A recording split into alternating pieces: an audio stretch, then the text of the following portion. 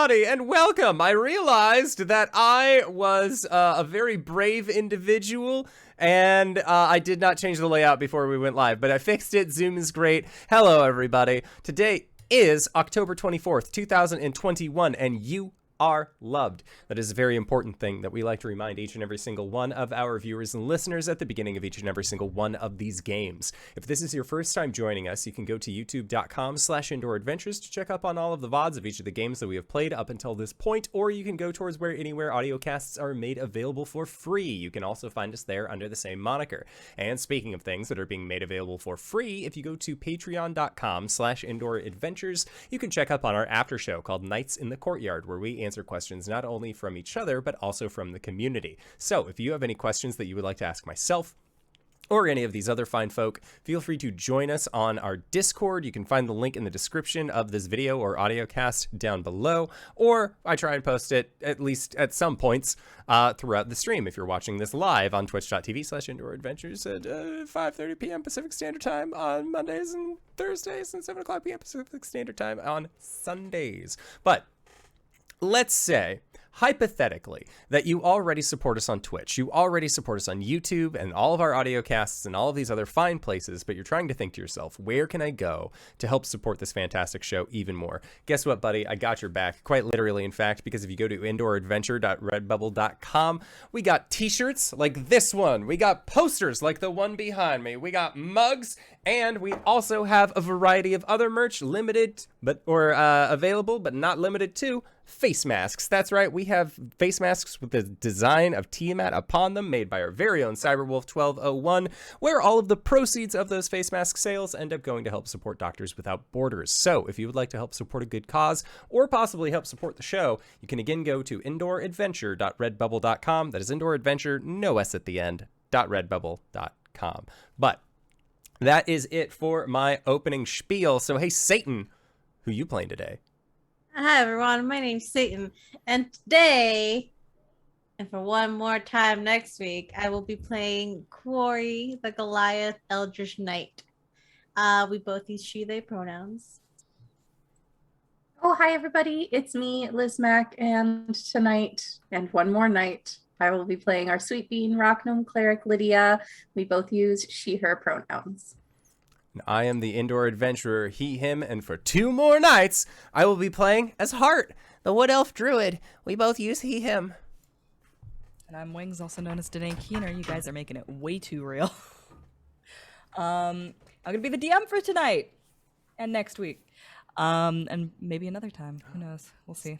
But let's get back right in. Get right back into it. Do you guys remember where we left off last week? Yes, we had just gotten done talking with some hags in a very tiny tower. It was Pinch, Plunder, and what's the last name? Don't tell me. Pinch, Plunder, and I forgot. Rhymes with village. Village. For some reason, my brain went panache. My brain told me it was pluck earlier. And no, that's just what I named my character in Undertale. Anyway, because it's what I wanted to do to Flowey. Anyway.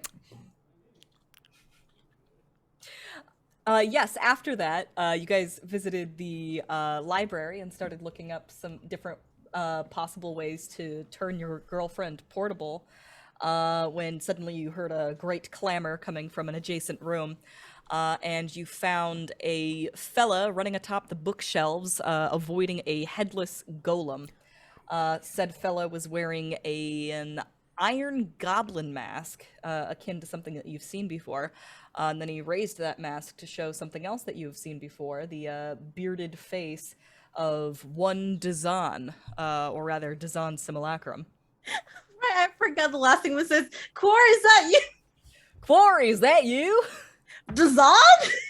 And then the bookshelf that he is on is demolished by a passing headless golem, and he begins to fall. What is everyone's reaction?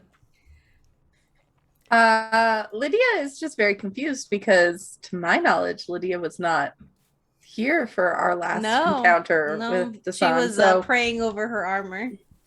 Did you tell her about that? Of course I told her about my snowman child and simulacrum wizard child. Oh.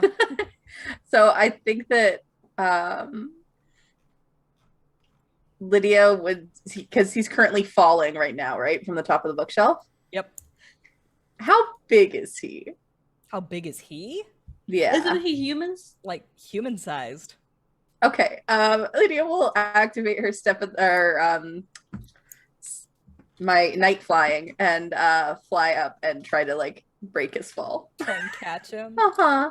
Bless. That's sweet of you. Give me a strength check. Ooh, Or athletics. that's the same. I know. I had a feeling that I was like, it's a long shot for you to be trained in that. I don't know, Lydia. I don't know her workout regimen. This is true. Normally, my workout regimen is just unsheathing and sheathing my gun. It's the only workout I need. Okay. Just like wiggly cat snake. I may have rolled a natural one. Lydia. So that's a 2. All right. Well, let's see. What have you got? Dazan, is there anything that you can do to help? The answer is a whole lot of niet. What kind of wizard are you? Didn't even get Featherfall? They never said Can't he was even a good fly. wizard. No, this was not the game that we bullied someone because they couldn't fly. They could teleport, but we said that they couldn't fly, so that was when we're about to fight Tiamat in another game. I was like, you fought Tiamat in this game? Where was I? Oh shit, yeah, you have his spell book. I do have a spell book. I just realized you've been tearing all of the pages out of it. I've been using the spells, my dude. I'm sorry, I just realized that. I was all like, I wonder if he had it in his spell book. And I was like, where is his spell book anyway? And I was all like, oh yeah! You gave it to me. I gave it to the Goliath, who's been steadily destroying it. I've been using it. I'm using it. Thank you. All right. Well, he's just gonna. He's gonna. I'll say that the two of you are going to take half damage, because you are able to slow the fall enough that it won't be quite as bad. Did Lydia just run and like try to catch him? All right. Why would you do that? You're a gnome. I can be strong too. That's 5 bludgeoning damage, and that's already halved. Okay. Lydia, what the fuck? Listen. Kuori's just gonna go and pick them both up and leave the room. Lydia's just kind of like rubbing her tailbone where she fell. Ow. All right, Kuori, make me a dexterity check to make it past this flailing golem. Oh god, I'm not good at those. Check. Okay, just straight dex. 12. That's not horrible. Yeah, it's not bad. I want to say that like you clip it, but it's not necessarily trying to like hurt anything. It's just kind of confused and like unable to figure out where it's going. And if you remember correctly, you found this thing's head in the Caves of Hunger, and actually communicated with it for a little while. Yeah. It doesn't seem to have ill will or ill intent. So it does just kind of bumble past you and you clip it, but you are able to grab Dazan and Lydia and get them out of there. What is Burning Star doing throughout all of this? Burning Star is like, one, not caring about this wizard. Lydia has like flown off to catch him. Kuori is doing thing.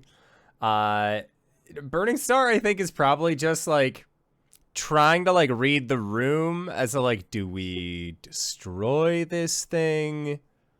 Do we let it go? I think he's probably like getting ready for like starry form archer blast, but like more of like preparing, like taking a ready action, so in case like it continues to aggress on his allies, then he is, or then they are gonna just like unleash some magic. But until that point, So I imagine he's just sort of standing there watching the golem. yeah, it's like... Amazing Spider-Man 2 when Spider-Man and Big Enemy like are thrown into a library and they're fighting. And Right. Stan Lee is just there, like, headphones on, just kind of, like, vibing while reading a book. Like, that's Burning Star right now. Like, hell is breaking loose, but, like, until it affects him directly. Right. Okay. And Kuori manages to drag those two beings out of danger. But there is a cacophony and a sound of falling bookshelves, crunching wood. Hurts my heart. Thundering books just falling in showers upon the ground. Their spines being bent. Oh, so sad. All right, you you get out of danger relatively. Just gonna put them down. Lydia, are you okay? Yeah, I'm okay. Just fell on my butt a little hard. Okay. I mean this in no disrespect. This is not on you, this is on my lack of judgment of my own capabilities, but I thought you'd be a little bit lighter. No offense taken. I don't. What the fuck are you doing here? Well, that's a good question, I suppose. It's the whole reason Dazan came here, or I came here to begin with, is to get into Ythrin and find all of the secrets within. That's why we all came here. The Arcane Brotherhood, anyway. I heard something. So your accent's gonna, that southern accent's gonna come off me. It's gonna bleed into yours. Yeah. I heard, Welcome to me this entire game with Kuori. Good luck. Fuck, what was my snowman's child names? You mean Roberta? Roberta. I heard you left Roberta by herself. Yeah, it was for the best. Really? Because she had to help fight a fucking dragon made out of fuck. It's been a long time since I said this name of this crystal. Chardelin. Out of Chardelin that destroyed 2 whole towns. She was involved in that? Oh yes. He kind of like plunks the goblin mask down back onto his head. It's got kind of like the same sort of mechanism as like a welder's mask. He just sort of plunks it down, but he leaves it up. And he's all like, well, you know, you could always buy a hat of disguise, right? With what money? You have friends to ask this of, like us? We can lend you some money. And Lydia just immediately goes into her purse and like pulls out 20 gold, hands it to him. He looks at it and just kind of like blinks, and he's all like, well, I'm not one to kiss a gift horse on the mouth. I thought the phrase was look. A gift horse in the mouth. Tomato, tomato. He puts it in his bag. To be honest, I was wondering when I was gonna cross paths with y'all. Oh? Well, I knew it had to be you who had opened up the glacier. Why? Just a feeling, I guess. Well, I knew that you were after Oral, and I also knew that's where the Codicil of White was gonna be. Yep, you and a few others. There are other people of the Brotherhood here. Yeah, I know. I came in on Valen's heels. Pretty sure she doesn't know I'm here. And if we're lucky, it'll stay that way. He just sort of like pulls the goblin hat down. Okay. Okay. But would you you want us to like leave you here, or He stands up and kind of like peers back into that room where the golem is bumbling around, and he's all like, "Yep, reckon that'll do." to leave you here? You got a problem with that? Turns around, squeaks that goblin mask back up. I mean, no, but I can't assure you what will happen after we're done with this place. Yeah, Yeah. I just worry for your safety.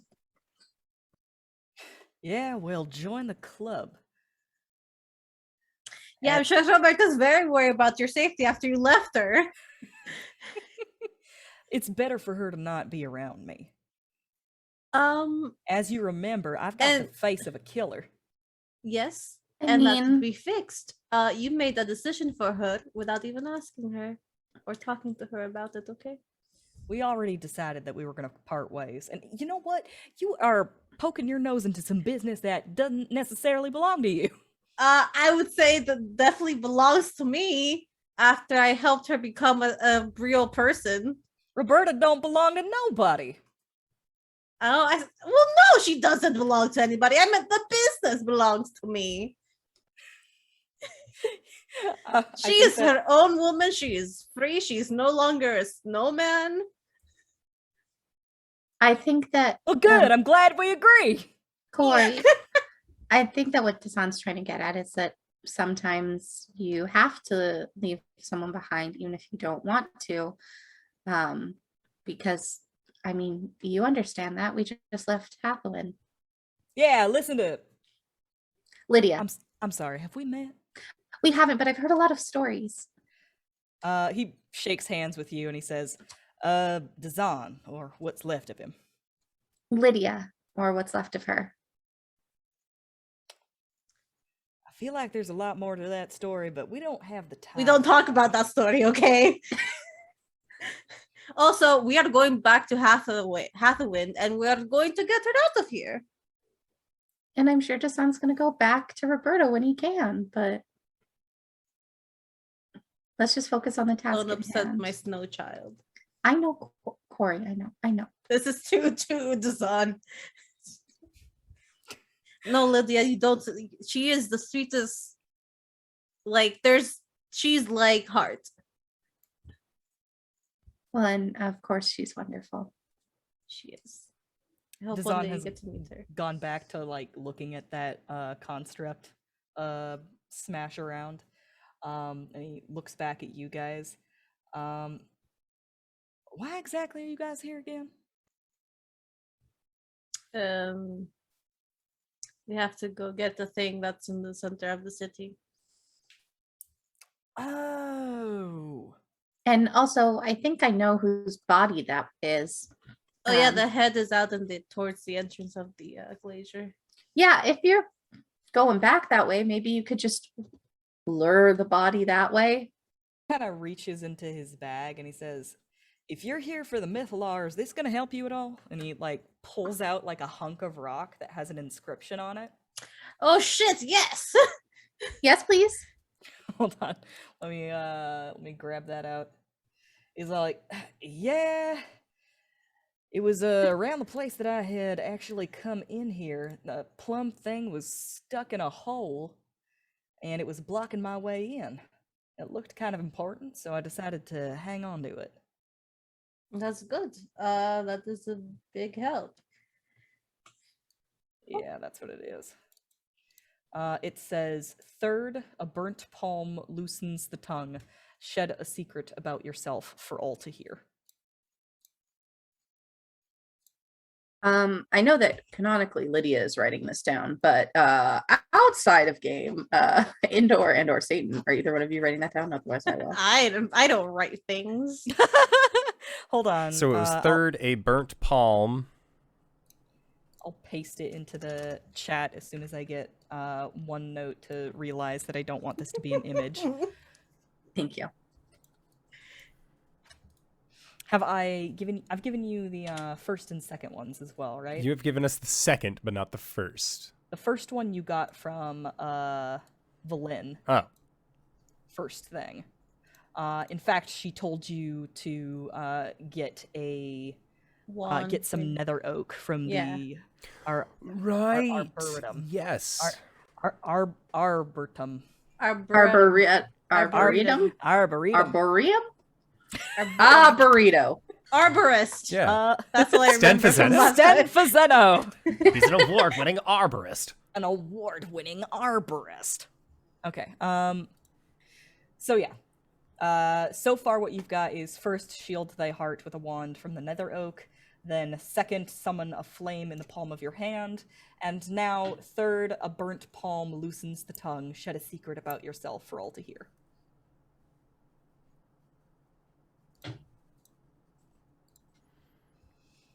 Well, the instructions are starting to piece themselves together a little bit.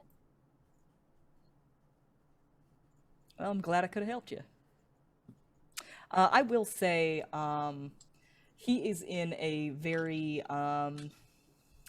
what's the right word for this? Fragile position. Being a simulacrum, he has half the hit points. I'm going to speak in a purely mechanical sense so that you understand what situation he's in, and then like translate that into Kuori brain of like what his deal is. You will remember this from like the last time you've met him, and like he has half the hit points he normally would. He's used up a lot of his spell slots, and as a simulacrum, he does not have the ability to gain spell slots back. So he is a temporary thing. He's really not supposed to be around anymore. And he is also in a very dangerous place.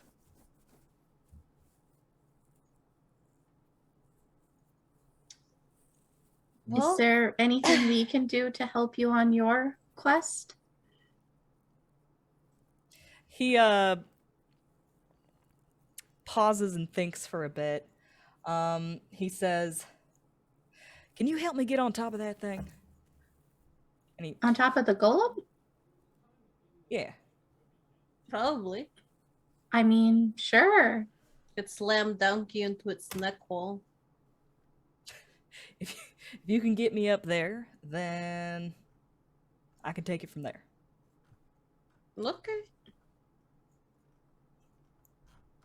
I'm going to. What do I roll to slam dunk him into the neck hole of the skull? Oh my god. I want a skill check of some sort from everyone, just to see how successful this is. Okay. Someone spot me. And whether or not this murders the fuck out of fake design. I would like to assist in this. We need to get him into the neck hole, right? Yeah. Yes.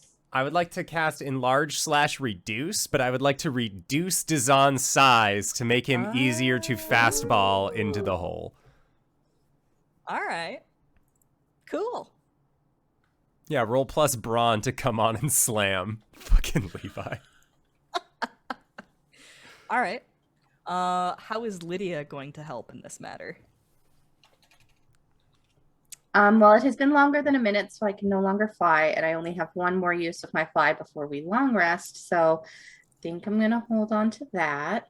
Let me just take a look here.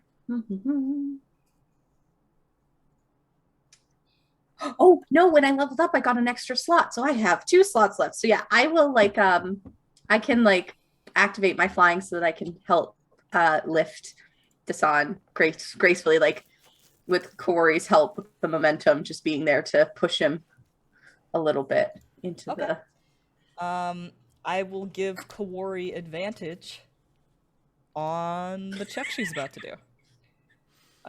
Justify to me what kind of skill check you're about to use. Come on and slam and welcome to the jam. Him down the neck hole. Then, because it's come on and slam and welcome to the jam, I'm gonna use athletics. Because basketball is a sport. squish athletes sport. Yeah, no, that makes sense. This is kind of a volleyball situation where one of you is being the setter and the other is being the ace. I've been watching and a as lot of we high know, school. Volleyball's a volleyball sport. players are not athletes. I've watched a lot of sport anime. It's basically the same thing. This is the sport anime. What's it? Haikyuu? Yeah. Ah, it's really good. Yep. Okay, you said advantage? Yes. Cool, because I was a 3. Okay, that's a lot better. That's gonna be 18. All right. Well, Dazan becomes much smaller. Kuori picks him up. Come on now. Come on now. And then you fucking travel him across the room, gracefully and graciously, not choosing not to dribble him. And Does a simulacrum bounce? We're about to find out. they're made out of snow, so I feel like they would. 1d4 damage, 1d4 damage, 1d4 damage. And he's dead. Snow sound. All right, you boom, boom, boom, boom, boom. Run up there and.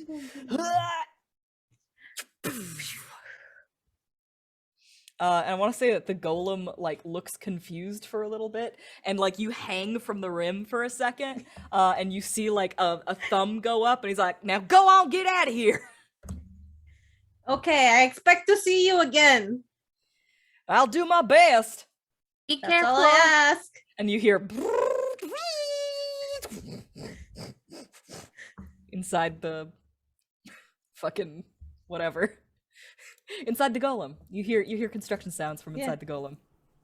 Good luck with whatever it is that you're doing in there. Sorry. Steven, do you like how I started saying inside the fucking whatever? And then I realized that I'm a DM and my only job is to describe things. Well, there was that, but I am more reeling like at the sounds of industry, and the last one is like a wood saw, like a fucking like where's the wood? It's a metal golem. What the fuck is it? You know what?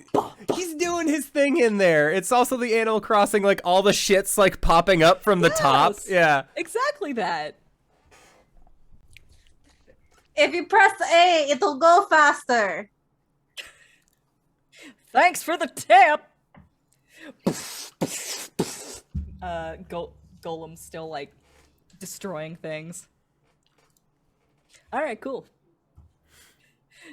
Anything else you want to do in this here library? I'm gonna I'm if gonna I be stuck found, in Dazan mode for the rest of the night. yeah. Oh god, it took me so much because fucking southern accents are the ones that always overtake me.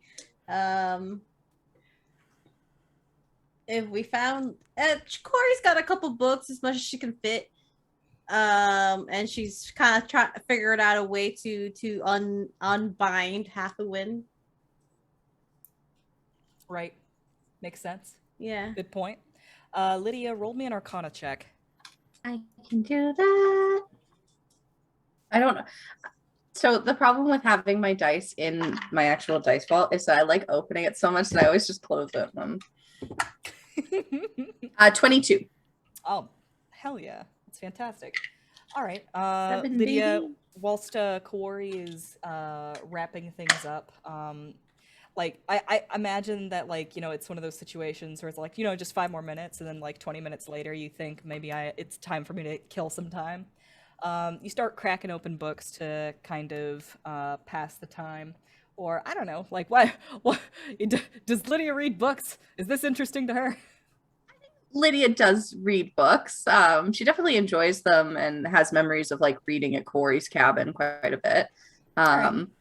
But she's definitely not as like into nonfiction as Kuori is. Like Kuori's there for the knowledge. Lydia's there. She enjoys reading, but like she's trying to find the smutty romance section. Right.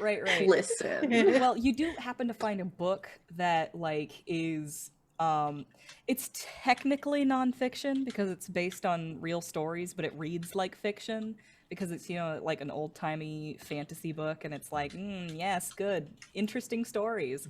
And it's specifically like interesting stories as relating to magic, which, you know, a Netherese wizard might find intriguing.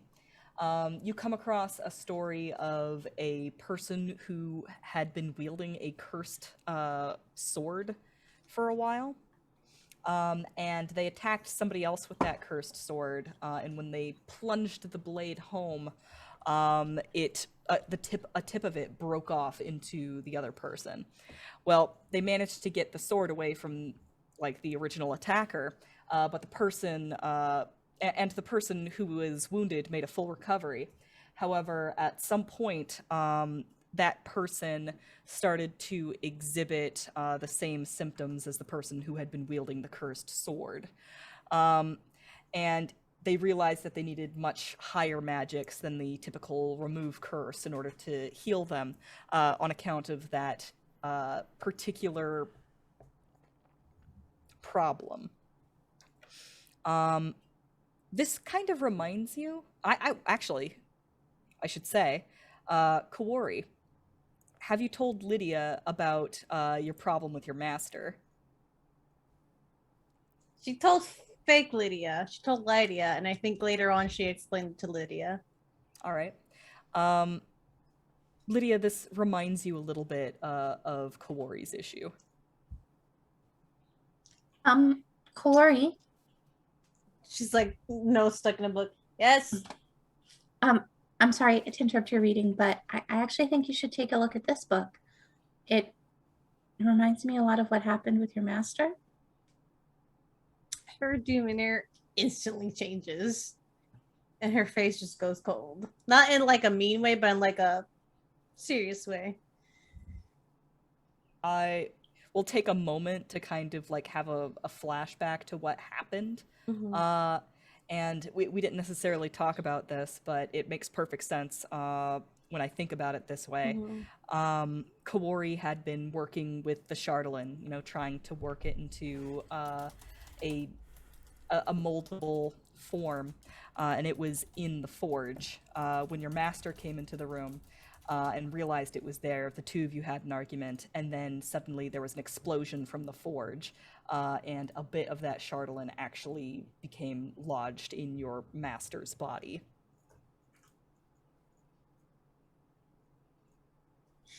Corey's going to put the books that she was reading away and just immediately like ask, like not even like verbally ask, just put a hand out for the book that Lydia is reading.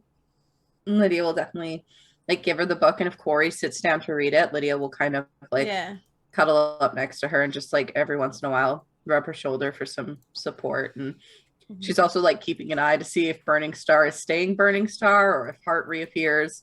So it's like tap tap tap, look look look, tap tap tap. How long are we in this library? It's a good question. I feel like Kuori and Lydia are gonna have a better idea of that. Yeah, because if it's like longer than like a half hour and nothing's happening, Burning Star will drop. Yeah. I think with searching for the books and her going through this book that Lydia found, it'll probably be a little bit more than half hour. Yeah. At some point, there is a loud crashing noise that comes from the other room. And there's been like a lot of crashing noises and such. And if you like peek into there, you can see that there's a golem-sized hole in the wall. Just like very like Acme, like. Yep. Incredible. Absolutely. Yeah, I feel like once the golem is gone, that's definitely like when Burning Star fades, and Hart returns. But like seeing his friends like reading books, Hart's just gonna try and find one with a lot of pictures. Oh, bless. Oh, this will be after. It's fine. Hart, welcome back. We're just doing some research to see if we can find a way to like permanently move Hathawin for Kuori, but we also just found a book that it talks about Chardolin and what happened to Kuori's master, so we're looking into it. But if you'd like to find a book, I'd read it to you. And Hart like gets big excitement energy, and then also says, "Oh, Kuori, if you're looking at a way to transport Hathawin, because she's made of tree, I have this that might be able to help." And he'll pull out his pot of awakening, and say, the guy that I bought it from said that if you put a plant in here, that after some time it'll kind of wake up, and then you'd be able to move it. That is definitely helpful. Thank you, Hart. It's good to see you again, by the way. Oh, this is for you. And she's just gonna hand him a whole basket full of cookies that she got from the hags. Hart is just overjoyed at free cookies. This is great. This is everything he wanted. Thank you for the pots.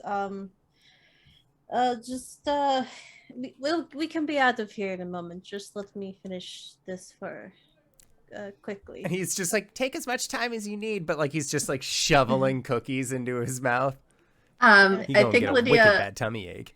The cookies you got from the hags are like, they're all like different kinds.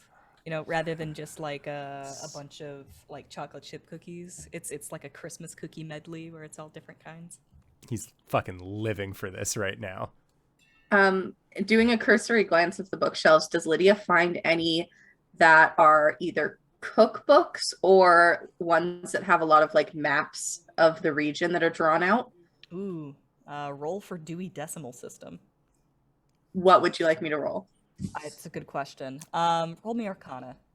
Or Excellent. Intelligence. I guess a flat intelligence would work. Investigation? That's a good one. I like that. Investigation? Which one would you like? Because all of those have different. Okay. All of those have very different stats for me.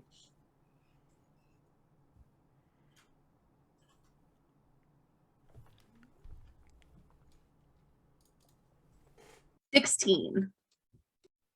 Yeah, I think you find what you're looking for. You said you wanted some maps and also...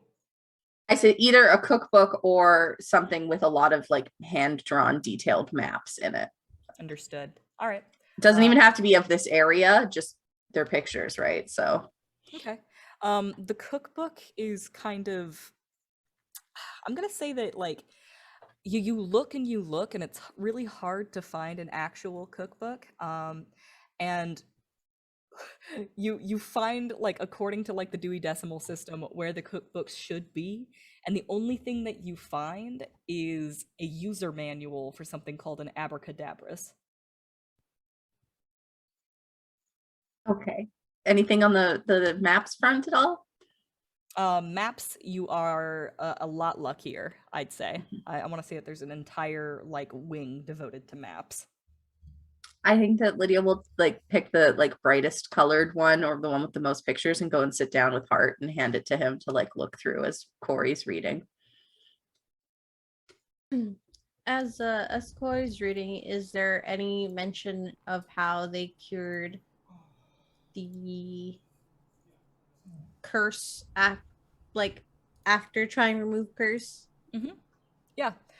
Specifically, they say that the typical casting of a remove curse was unhelpful, because remove curse doesn't necessarily like you can cast it to like unattune an item from somebody, but you have to be able to touch the thing that they're attuned to. If it's inside your body, hard to get to. And like they were able to like remove the curse from, you know, the original sword, but like that piece inside them was still cursed. And the fact that it was broken to begin with kind of like mucked around with like the runes and the seals and the magic to begin with. Ultimately, what they had to do was heal the person and not the item. And they had to turn to higher magics for that.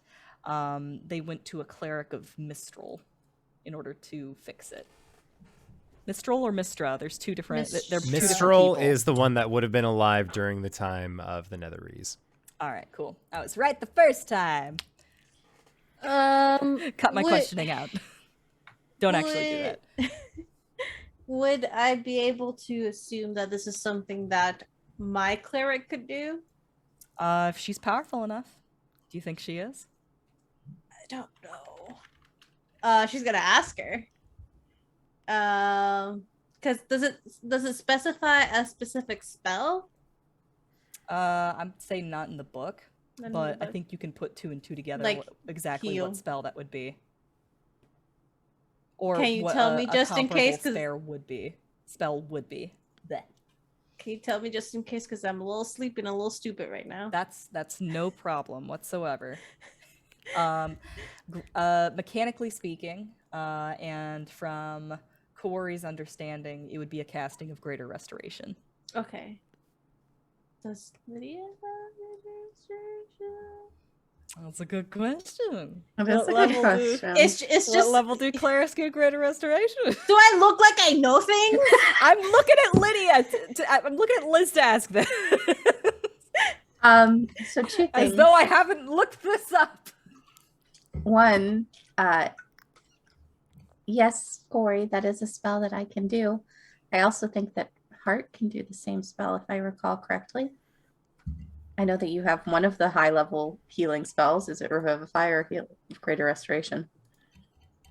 Revivify is a third level one. He can learn right. Greater Restoration, but unlike Lydia, he also can learn Reincarnate. Mm-hmm. So you don't need me. But yeah, we can make it happen.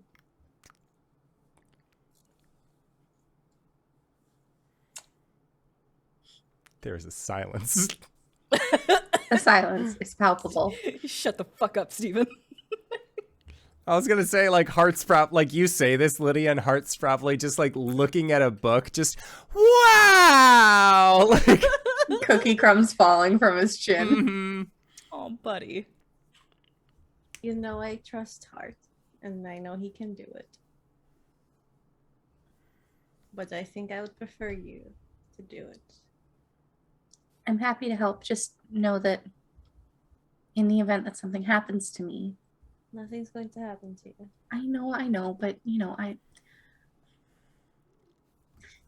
I work with death often enough that I know it's an inevitability. So in the event that something happens to me, Hart can too. We can make this happen for you, no problem, as soon as we get out of here. In the event that something happens to me, and she speaks loud enough for Hart to hear, can one of you please visit the tribe I was part of? And just offer them one last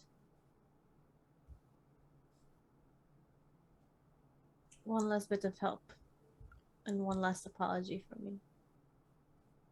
Of course. And Hart says,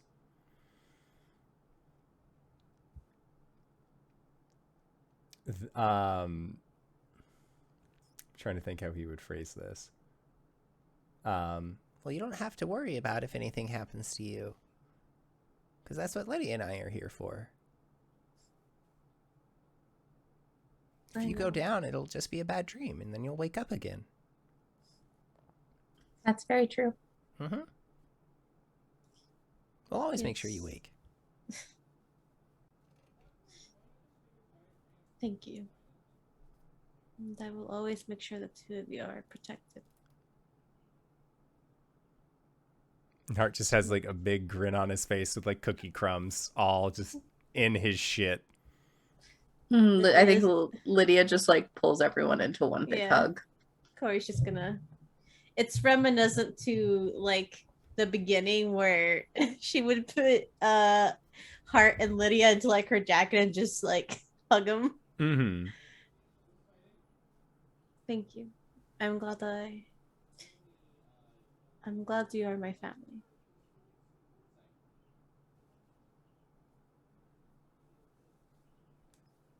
I think Lydia just cries a little bit. It's just quiet in the hug, and here's Hart. Hart, are you still eating that cookie? Yep, there is still like but he like there is like a jingling noise because he is just like like you have him just like in this hug, and he is just probably like in your like stomach area from the hug, and is just like just like rubbing his forehead into your chest.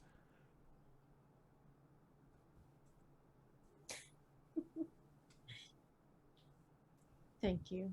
Well, just in case, just the worst possible outcome for me, but Kuori is going to both say and write for say it for Hart and then write it down for Lydia, the name of the mountains that her tribe's on, and then the name of her of the weaponsmith master she was apprenticing under. And she will write, she'll say, her name is Wayani High Hunter. She should still be there. Last I checked. Paltry said she was still there, but Of course. getting worse. This library had a lot of answers for us, I think. But may y'all finish your cookies, Hart? And he says, he looks at you, Lydia, with a very like almost like a coy, like understanding, and he says, "I didn't eat all of them because I'm going to save some for later." Good thinking. I am very proud of you. And then he just says, "It's taking a lot of personal restraint right now." But think how happy you'll be when you find out that you can have more cookies later. I get to have more cookies later? If I mean, you yes, save those I get to have cookies- more cookies later. Yes. He's learning. He's evolving. Growing. He's evolving. Next thing you know, he'll be able to open doors. Sorry. I'm just imagining him slapping open palmed at a doorknob. I've seen Kuori and Lydia do this. How does this work? You have to firmly grasp it. Turn it. Firmly grasp it. Oh my god. I do think that we should probably get a move on. We have to meet up with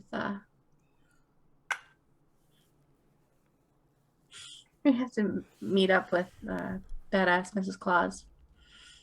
So to the next Valyn? I remembered her name. I always wonder which one I'm gonna get. I mean, badass Mrs. Claus. It's just Yeah. too perfect. I legitimately did the same thing this morning. I was all like, Mhm. all right, here's the plan. So-and-so's doing this, so-and-so's doing that. And I'm like, what was her... The badass Mrs. Claus. But yeah, I think we should probably head to the next spot that we can grab another clue. As Yes. long as you're ready. I think I have the answers I need. I feel like Kuori's holding the bag of holding, right? Yes. I think that before we go, Lydia Wait. just wants... No. You have the bag of holding because you're the treasurer. Right. So without Kuori really noticing, Lydia's just going to do a quick scan for the three most big, well, like beautiful looking, interesting, expensive looking books and shove them in the bag of holding for Kuori for later. So just like as many as she can kind of grab as they're walking out of the library.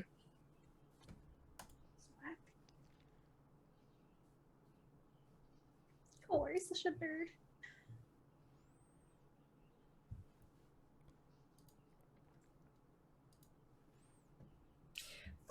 All right. As you head out of the library, almost literally across the street is the Arboretum. Let's go get some Nether Oak.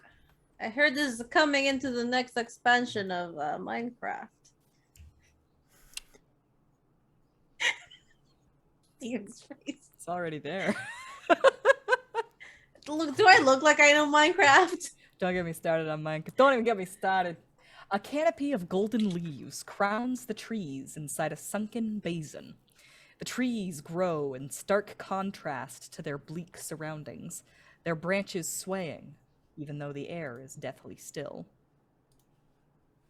Yep, literally it is just kind of nestled into a hollow in the city floor. So as you enter into the Arboretum, you have to sort of descend down into sort of this bowl that is just filled with growing trees. And before long, you are sort of surrounded by them. There are vents just sort of spaced around the perimeter of this bowl. They emit this puffy gray vapor, which rises over the treetops and disperses as rain. It's a bit like when you go into the grocery store and then like it's watering time and it just goes like psh. The misters? Yeah, the misters, spray nozzles. You know the one.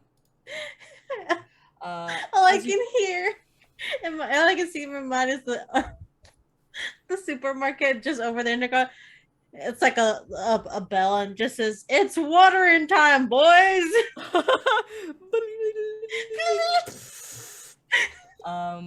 Didn't it feel like that when you were a kid though? It was all like, "It's happening." Anyway, as you descend down into the Arboretum, you find that there is actually an illusion, a hemisphere that is projected above the trees. And as you look up, you can see that there is a fake sky. It's kind of malfunctioning, sort of glitching this way and that. Half of it is just this wild storm going on with these towering clouds and wind that even like blows the trees. And the other half is just a vast field of stars. Wow. Oh, it's beautiful. And also terrifying. Oh, a little bit, yeah. Hart is looking at all these trees for fruit to see if like there's like another tasty snack like waiting for him here. Hart is very food driven. We love that for him. That's his love language. Food. Just snacks. Oh, buddy. You find no fruit, but you do find a place that would be a lovely place for an orchard to be, and instead there's just a terrible gash in the ground with the dark, fertile earth sort of open, along with the black metal that forms all of the nethery structures right along the bottom.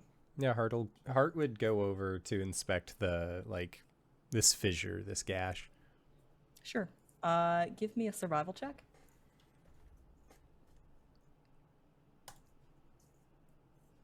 That's a 19. Smells like pears. Oh. And then Hart will I think he'll say it, like say that out loud of just it smells like pears. And then has this moment, Kuori, Yes. this place smells like pears. But there's no pears here. There's no trees here that are growing the pears, which means that the trees got moved from this spot. So if the trees got moved from this spot, maybe that's where Hathawin is, which means that if you want to move Hathawin from where the thing is happening, you just have to like move all the trees.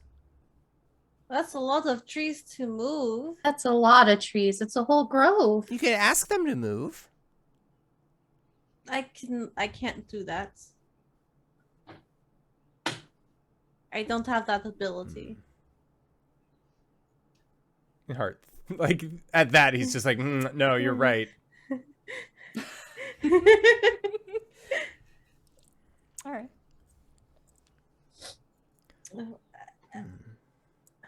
There is kind of a strange vibe that you have in here. Yes, I described the stormy half of the hemisphere as sort of like whipping the trees' branches with wind. But even on the other half of the Arboretum, that is just a silent, starry sky, every now and then the trees move without any sign of influence. Like shifting or settling.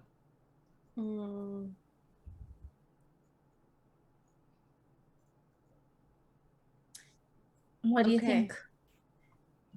I'm just going to grab like a branch of Nether Oak and just get what we need and just leave. All right. Well, the Nether Oak can be found at the heart of the Arboretum. It is a tree that is about 4 or 5 times larger than any other tree you find in here. And as you approach it, there is an unignorable sense of dread approaching it.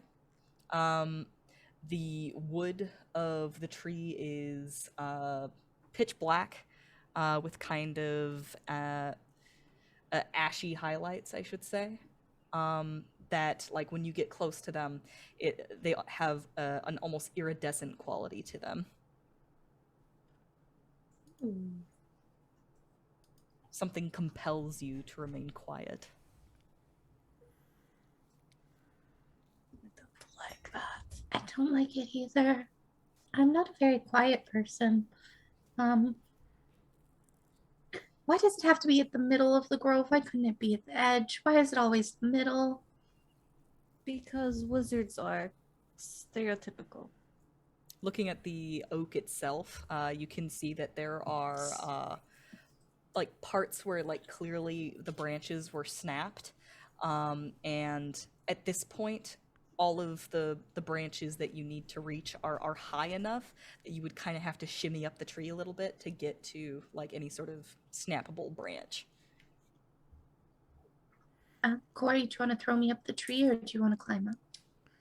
I do not want to throw you up the tree. Okay. Hart will... Because if people are like snapping branches from it, does it? How many branches look like they've been snapped recently? None. None? Okay. 0. Yeah, these are all old scars. Got you. Art, is it going to hurt the tree if we take a branch? It might. Mr. Well, tree, I will take a branch. If you do not like it, please let me know. And snap. Okay. You say that out loud? Yes. And you make no attempt to do it quietly? To say it quietly? Or to do it stealthily, is my question. It's an unsettling question, I know. I feel like we wouldn't have been quiet unless we had... It sounded an awful lot like you're taking a diplomatic approach. Yeah. All right. I usually do. Like, say hey, that, goblins. You say that, you reach up and snap. And there's kind of a rumble in the ground underneath your feet, as though there's something moving underneath the earth. And you see the tree sort of like twist a little bit in one direction and twist a little bit in the other. And then a face that was kind of always there, but like you hadn't noticed it before because it melded perfectly in with the bark, begins to articulate. And it just sort of squints down at you and like gives sort of a lopsided smile. And it says, "Oh, hey there. It's been a long time since anyone came here to visit me. Oh, I see you already got your branch. Excellent, excellent. Do I need to ask for it? Oh, it's just one more thing. I just want to know. I've got kind of a sort of a policy here, you see. You are going to use it for evil, right?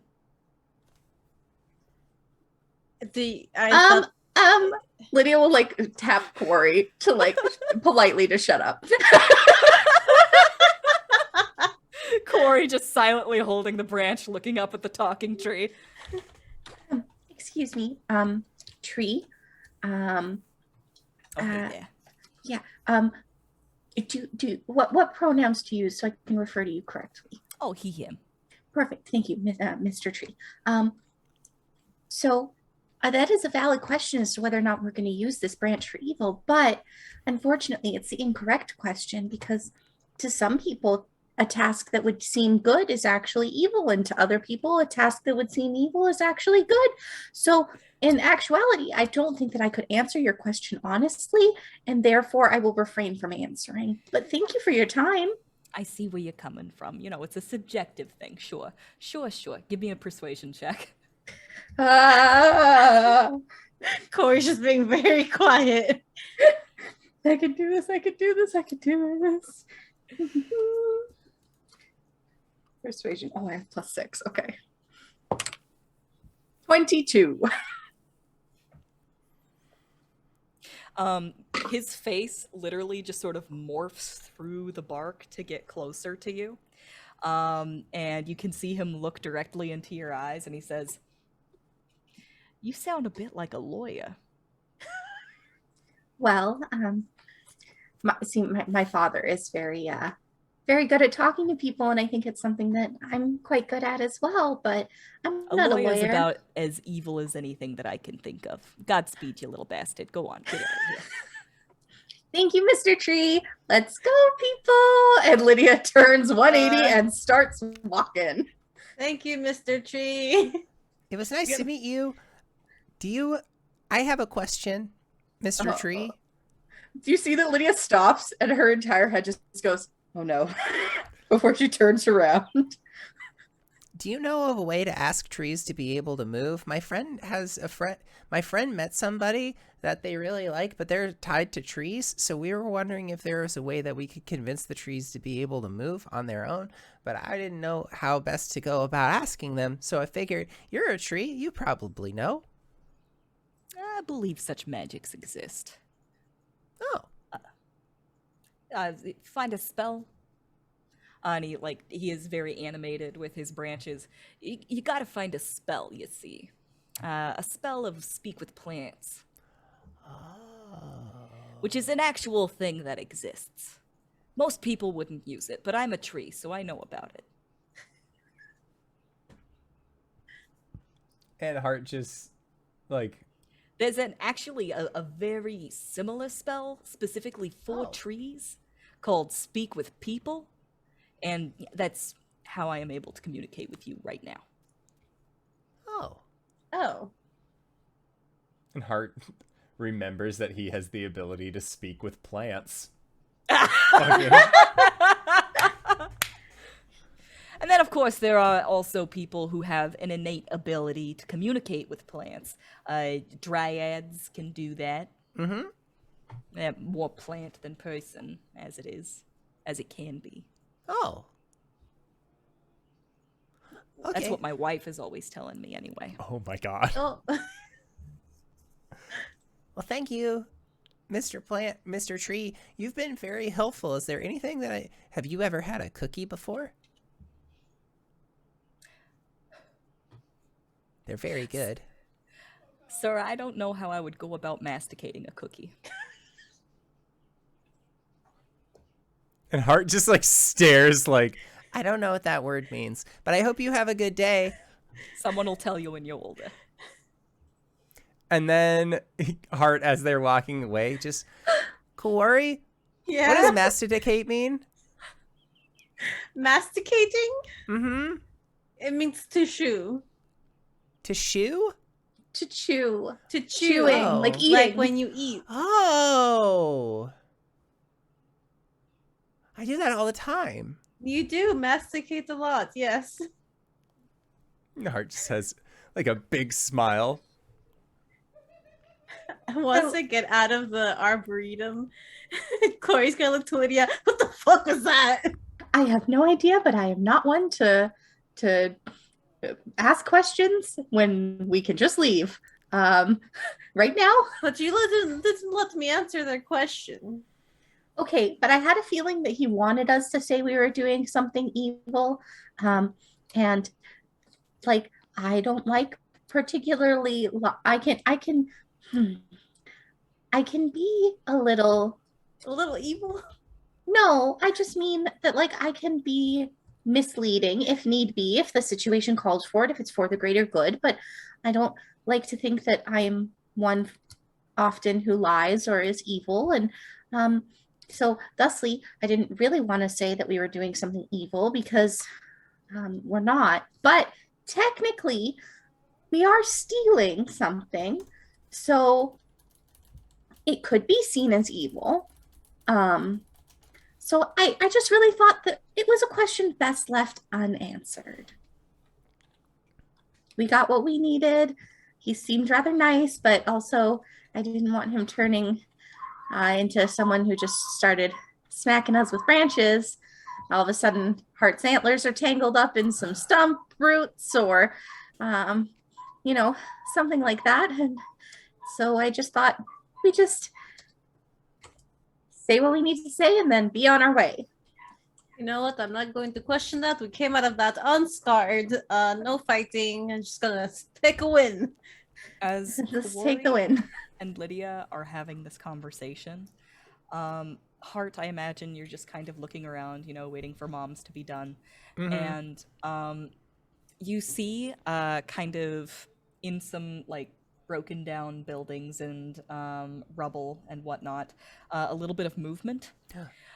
What you see is sort of a tall figure completely covered in a cloak, and it just sort of glides along. It doesn't necessarily look like it's making any footfalls. It's just moving straight forward. And as it moves, sort of bouncing around its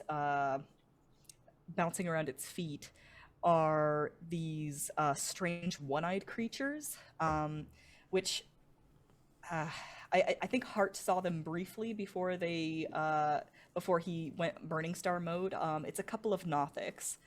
And they are 100% just sort of like scrambling about at his feet, like moving forward on all fours, sort of looking around a little bit, but mostly very much in the way that a dog does, looking up at the figure's face and like, you know, just sort of like reading for any sort of reactions to what's going on around the room. Most like specifically like looking to the figure. And there's a moment where the figure just sort of stands in front of a doorway with a closed door. And one of the Nothics sort of like stiffens a little bit as though like, it's time for me to do my job. And he runs forward and turns the doorknob, opens the door, and that figure just glides in. One Nothic scrambles in behind him, and the first one who had opened the door holds it open for the two of them, looks around, and then looks at you for a second, and then like looks back into the room and closes the door behind him.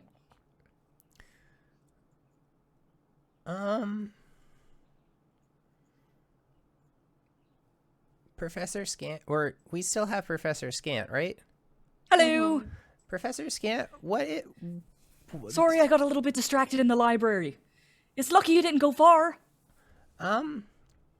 If we see a person who's like floating around and it looks like they have 4 like small cyclopses with them, but like they look like they're like kind of like scrabbling around, almost like they're dog people.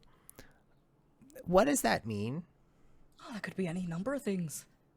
Unfortunately, not necessarily my expertise. Do vampires float? Suppose they could, if they're spellcasters. Oh, what if it's another Professor Orb? I float. You do? Oh, bless. Could be any number of things.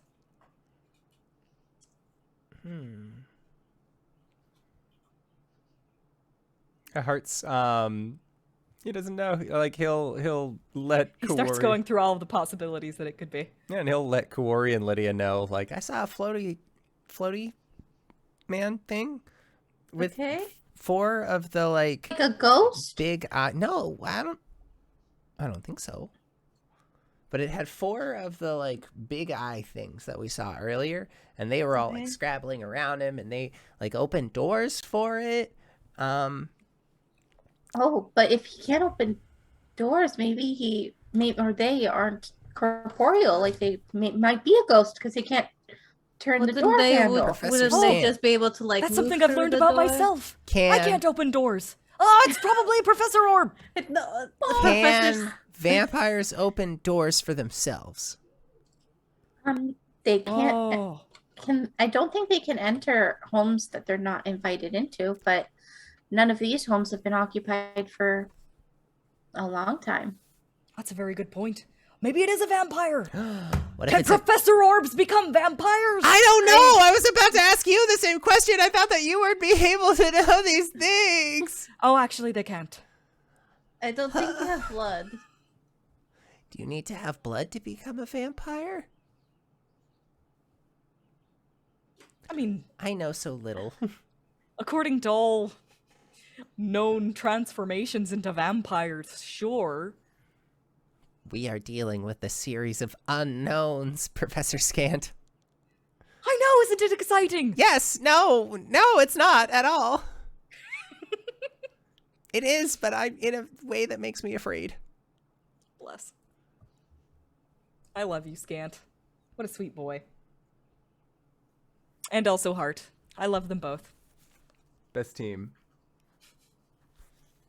What do you do next? Well, we have the first 3 parts of the... And the wand. And the wand. The wand. So, what else do we need? Do we need more than 3 parts? Do we need... If I remember correctly, that there are 12 parts. There's And 8. That 8. is many. That's the number that I was remembering, 8. And Valin is working on getting a few of them for you as well. So I believe that Valin is taking care of numbers 5 through 8. So we need to take care of numbers 1 through 4. So I think there's one more that we need to get before we meet back up with Valin, and rescue the rest of our friends from her, so we can keep teaching them to read after all of this is over, and then go forward from there. Mm-hmm. So think we that's a good should idea. find the next one, right? Yes. Yeah, I think we need to find one more and then meet up at our predetermined meeting place. Mm-hmm. And probably rest for the night too. I know that I'm getting a little tired, but I can always make us the hut so that we're safe. I think that's would be better. All We right. need to get what we need and get out of here as soon as possible.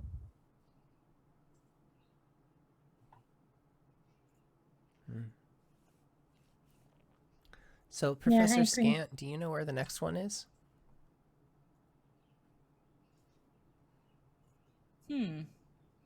Would Scant know? Somebody roll me an Arcana check and add 9 to it. I roll. I don't think I've rolled for Professor Scant before. I rolled real good. 25. Okay. It's pretty darn good. I think that he's able to lead you to the next nearest tower, which would be the Tower of Divination. And it is there that you find that it has been pretty badly damaged. And quickly looking around inside, let me open up the thing that describes the Tower of Divination. The walls of this thin tower are etched with intricate designs of hands and eyes. Silver light flickers from a high window above which a large carved eye animates and blinks. Parts of the tower's roof is missing. And yes, you're able to determine that this is the Tower of Divination. Large gashes in the roof allow you to see the dark icicle-festooned roof of the great ice cavern beyond. Oh, this is like it once you're inside. Blood.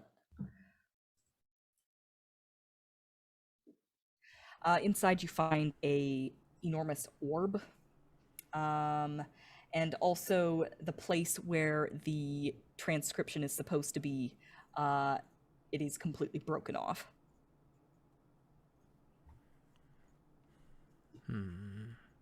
Well, shit. However, Does it look? Wait. Sorry. Yeah, no, go on. You're onto it. Just Wait a looked second like here. it was recent. No. It looks like it was something that happened during the fall of Ythrin. It, However, it does look familiar, as it is a very similar shape to the transcription that Dazan gave you. Yeah. Okay, so we already have this. so we actually need the next one. We Yeah. should have clarified when we asked Professor Scant. No. Yes.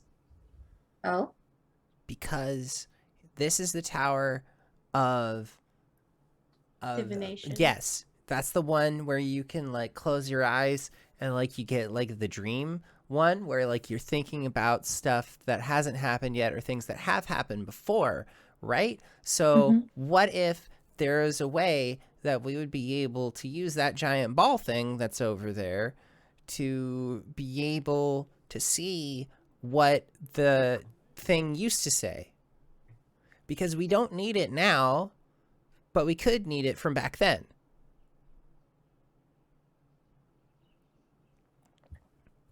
right.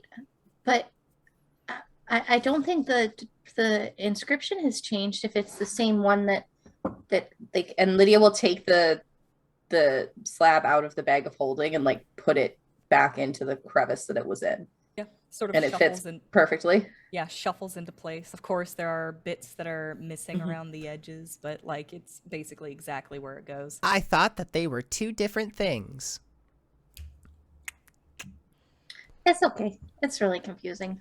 There is an inscription underneath the orb, written in Draconic, which is, of course, we've learned at this point is Loros, and Scant is able to translate. It says, "Ask and we shall find."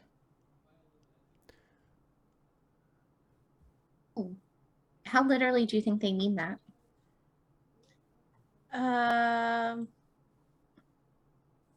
I don't know. We could at least try to just ask. Sure. What am I supposed to ask for? Where's Rocky? And Hart just says this out loud. Response. I think it's broken.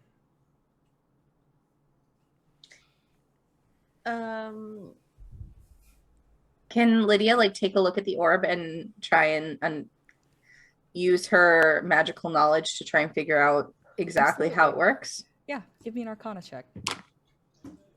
26. Really good. You reckon that you can find pretty much any object or person with this thing. You'll have to put your hands on it and say that object or person out loud. And it'll give you a pretty good idea of how far away it is and in what direction it is. However, it is not without risk. Do I know what those risks are? Not exactly. Okay, Lydia will not relay this information to the others and will instead just say, I can ask it to show me where something or someone is, but I think I can only do it once. So what is it that I should be asking for? Or who to know where they are or where it is? Asking for this last tower? Okay. Word it properly. I know. What is the name of the last tower that we have to go to? I forget. You don't necessarily know. And Professor Scant could probably lead you to the nearest quote-unquote tower. So maybe we ask for something a little bit more. Well, maybe we can just hold on to it. Yeah, is the orb portable? Sure. Professor Scant sort of like has been like tittering about, Mhm. and he's all like, "Oh, this one says portable," and he like points at a button on the side. Lydia will go and click the button. The orb shrinks. Lydia will like pull down her sleeve a little bit and pick up the orb and put it into the bag of holding. It says here for maintenance only. Ah, well, nobody else is going to be using it anyway. And we can break that rule just this once.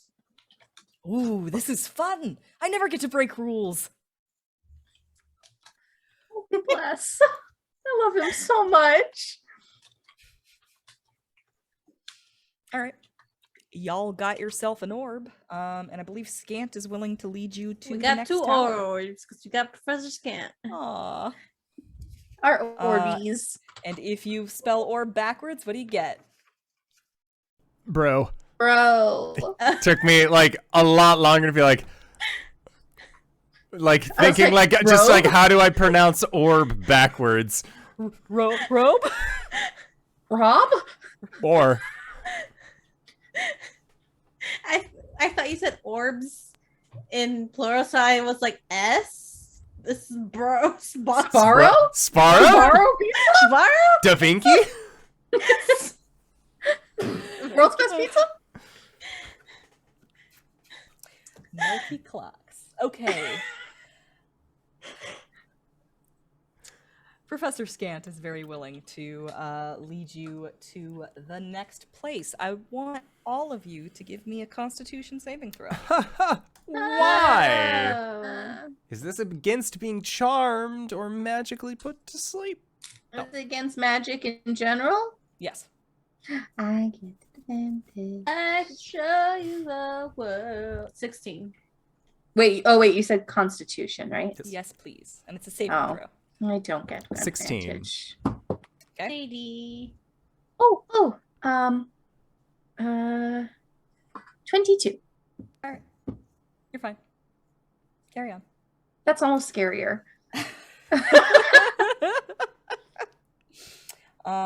As you move along, moving right along, footloose and fancy free. That's the song that Professor Scant sings to himself as he leads you meandering through It's the an streets. old Nethery song. He gets a little bit lost every now and then. And when I say lost, I mean he gets distracted, and you have to like get him back on track. A little ADHD orb. He's doing his best. Like he's in a place of his expertise. Like, oh, I thought I'd never actually get to see any of this. And it's just really exciting for him. So you come to a tower that rises before you, straight as an arrow. A faint light shines from the spire's highest window, and hairline cracks creep up its walls like ivy. I'm sorry if you can hear my cat scratching the cardboard. It's okay. Yeah. This is a very cat-friendly stream. I'm the only one without a kitty cat at my house. She's that little black blob you see right there. That's her. Moving about. Sadie. Oddly enough, having a blurred background does not change that fact much. Black cats are very hard to photograph. Mm-hmm. Little voids. As you come up to this tower, if anyone is interested in trying to find out what kind of tower it is, I would like to know, please. Arcana check. With a Guidance. +9 from Ooh. Scant? Is it me If or you is it ask Scant for help. No, I got this, guys. 26. Oh, Woo! yeah. I'm a The- smart Goliath. The runes that sort of shine iridescent over the surface of the stone that makes up this spire are consistent with those that pertain to transmutation magic. The runes that are transcripted on the surface of this tower pertain to those of transmutation magic. You're so smart, Kuori. Thank you. I've worked really hard to be this smart. I'm glad someone notices it. Your biggest muscle is your brain. Well, have you seen the size of my thighs? Lydia will just kind of like blush and start to walk to the front of the tower. As you enter into the tower, you find that the interior walls are sculpted with impressions of humanoid forms, pressing out from within, clawed hands and howling faces captured in stone forever.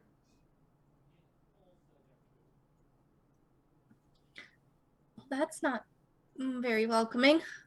As it is in all of these towers, there is a spiral staircase that leads up to a second level, and typically it seems that whatever thing that you're supposed to interact with tends to be on the second level. I didn't mention before, that's where the orb was. It was on the second level of the Divination Tower. That's fine. It's fine. I think that Lydia will like wait for Kuori and Hart and Professor Scant to be right behind her and then start walking up the stairs very apprehensively, a little worried that the stairs are gonna, suddenly modify into something else, knowing which tower this is. As you're heading up the stairs, Professor Scant sort of jabbers on about like why there are 8 towers, because the leader of the city of Ythrin, a fella named Iriolarthus, had a council of 8 wizards, one for each kind of magic, and he says the High Transmuter was named Metaltra. Jesus. Metatron! Sorry, I had to say that like out loud before I went for it in the accent. There's a lot of Professor Scant hits his R's real hard. It was High Transmuta Metaltra. Okay. And she was capable of all sorts of interesting things. Oh, I wish we could speak with her. And oh my gosh, that's her over there. What? There is a statue just lying on the ground, and he just sort of like zoops over to her, and he's like, "Oh, it's just a statue." No, wait! Oh, it's actually her! Oh, look at her! Oh, this is really exciting! Has she Kuori been goes over to the statue. turned to stone? It's very clearly like a female wizard, whose hands are raised in the completion of a spell. Scant says, "Oh, while the city was falling, genius! She cast true polymorph on herself and transformed herself into a statue to survive the fall. Oh, that's amazing! Look at her! Absolutely undamaged." There's kind of a moment of silence as he looks around the room, and he's all like, "Oh, it's kind of a shame we can't talk to her, though." Hart, is there anything that we can do that we know of to change her back? And I don't have. Well, if it's Professor, mechanically, like me as a player is thinking, if it was a true polymorph and it lasted past a certain point, then it just stays. Like she's just After an hour, fucking it's just statue. But mechanically, out of character, true polymorph can be reversed with a dispel magic. Maybe. LB, thank you for the raid. Hi, Yeah, so Hart is going to use he's going to use his Pearl of Power to get a 3rd level spell slot back, and then dispel magic. He's going to like crouch down and just like rub Wizard's back. All right. Shit.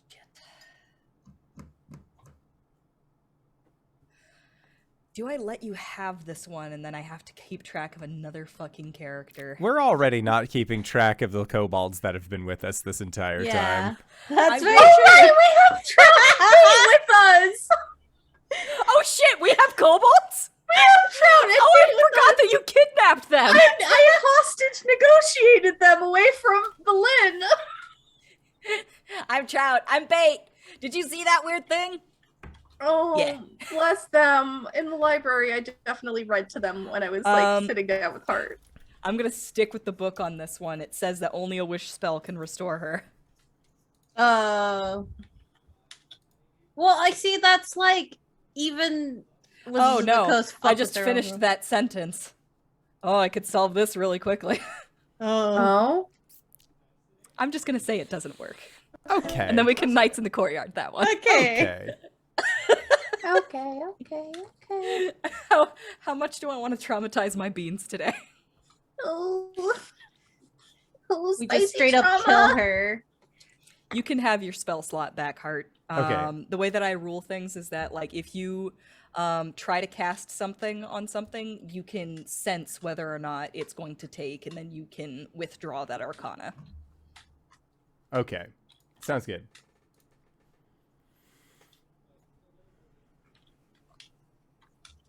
Well, do we see any sort of like inscription or journal or diary somewhere that But could of course. potentially have next clue? At this point, you are becoming familiar with where the inscription would be found in such a tower. You look to where it should be, and lo, there it is. It is read aloud, and scant translates: "Eighth, stand firm in thy circle of death, and consume..." Oh, there's a piece missing here. Nope. Okay. Anybody here have mending? No? Let me check. I may have mending. I don't know that I would have it prepared. I most certainly do not have mending prepared. All right. That being said, oh, does Kuori have mending in any of her spell books? I don't think so. I only have the one spell book. I don't really It's a have a lot. cantrip. If you don't have mending, I'm willing to let you use your divination orb on this, as there are times when you can look into the future, and divination is also meant to look into the past. So this isn't something that like I could fix with tinkerer's tools or anything like that. Like, this is pretty well obliterated. Like, it's been... It's not like there's it fell off! Oh! Let's glue it back in there. No, it's not that kind of situation. I was hoping we could save the orb for something. I mean, if you want to use the orb for something else, by all means, it'll still work. You can't use it. It's not just a one-time use? No. Okay. I mean, there are... There's just risks. Yeah, there are risks. And maybe some physical limitations. The others don't need to know about that. Lydia will take the orb out and sit for a moment in front of where the inscription is. And then like meditate with the orb and ask it to show the inscription in its previous state. All right, give me a Constitution saving throw. I can do it. Sadie's cheering you on. I can hear her. Oh, natural 18, so 21 total. That was Sadie. Aw. She's cheered you on. Thank you, Sadie. Very good. Still a little black blob. So now you are interacting with Netherese magic, like one-to-one for the first time. This kind of gives you like a bad feeling. You're reminded that the Nether Oak had that, sort of suspect. Are you gonna be evil? Because I want you to be evil. There was kind of like you're getting kind of a bad vibe from Netherese magic It's a little just sus. in general. You have the feeling of kind of a dark presence before you.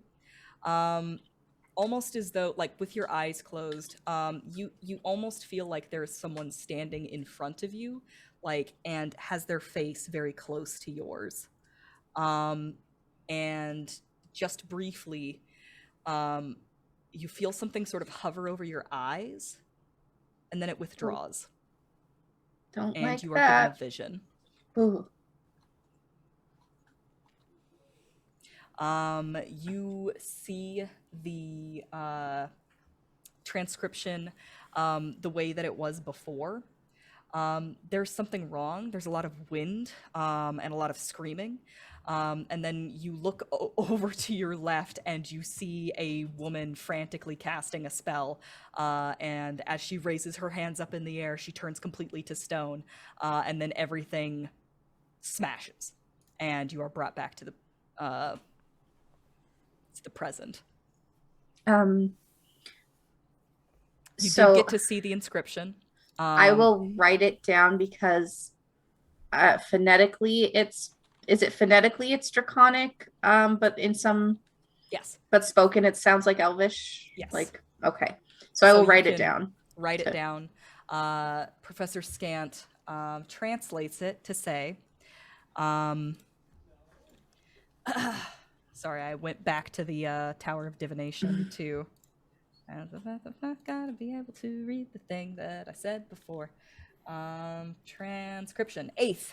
Stand firm in thy circle of death and consume. Poison. Oh, what do you know about that? And with that, I think we'll go on break. Excellent. So we are going to try and be back in 5 to 10 minutes. Don't go no place unless it's to grab a food, grab a drink, grab a friend, or possibly go to indooradventure.redbubble.com. Pick yourself up something nice, and we'll see you guys shortly. All right, everybody. See you soon. And we're back. Hello, everybody. We have returned. We have just gotten done figuring out that we have to drink just a little sippy of poison. Just a little sippy. For, to be able to complete this end goal of ours. And, it's just as a treat. So, Danae, take us away. All right. That's literally where we left off. You are in the Transmutation Tower. You've just discovered that. You have completed 4 towers, and that's half of what you promised, or rather half of what you need, and the implication seemed to be that you would get half and Valen would get the other half. So it seems like it's about time for y'all to meet up with her again, eh? Righto. Badassness of Santa Claus. Mm-hmm. All right. Where did you agree to meet her? I do not remember, but I'm sure Lydia does. God, I don't remember either, man. Like, I'm pretty sure what she said is, I'll go one direction, you go the other, and we'll just meet in the middle. It sounds like what we could just do is have you go back to, like, where the rite is intended to be performed. I thought she had like scribbled something on a window, like where we had first met her, to meet her back there. I could be totally wrong. She might have been like just drawing like a rudimentary map of the she city. she was drawing a map. She was drawing a rudimentary map. But like we can retcon and say, let's meet back here. Yeah, let's meet back here. Break. Sounds good to me. Yeah, I think that when we meet up with Valen, we should try and insist that we take a rest. I know that I could use it. I'm almost tapped out, and what we're going to face is probably something that's going to be very challenging. Yes.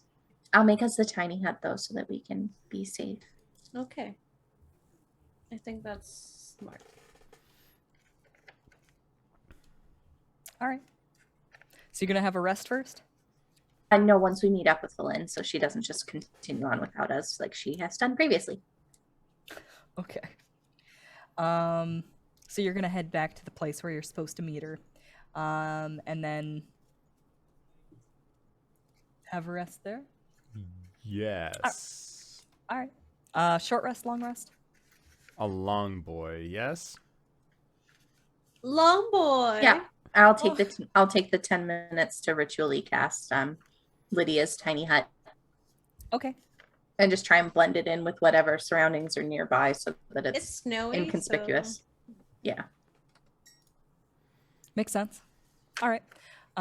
You start taking your long rest. Go ahead and give me another Constitution save. I don't like that. Is that all of us? 30, 20. Natural 20. Okay. 18. All right. You guys are fine.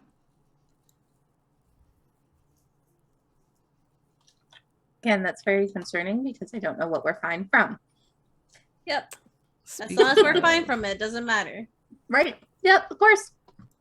Hold on, I've got to click a button twice. I don't like that. Why you gotta click Why? it twice? Don't worry about it. That's when the DM says it. That's exactly when you should be worrying about it. Yeah, that's fine. All right. So, you guys go ahead and take a rest. Is there anything that you do specifically whilst you take this rest? So Rest. when we get to the ritual spot, we each have to. Well, for each school of magic, we'll have to do a thing, right? Yeah, it seems like that's a. So does one person have to do all of them, or is it broken up between people? I think we can tag team it. I'm not sure though. Professor Scant, do you know?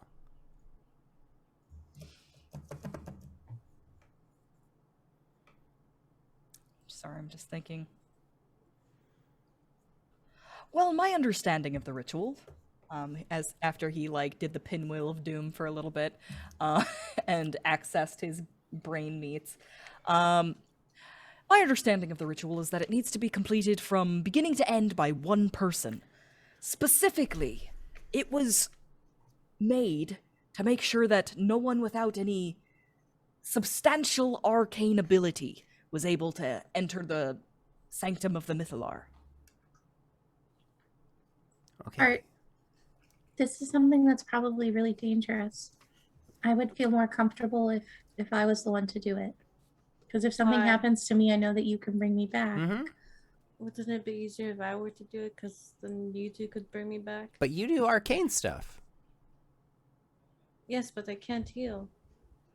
I know, but I mean this with the utmost respect. I think that I have a greater breadth of spells at my disposal.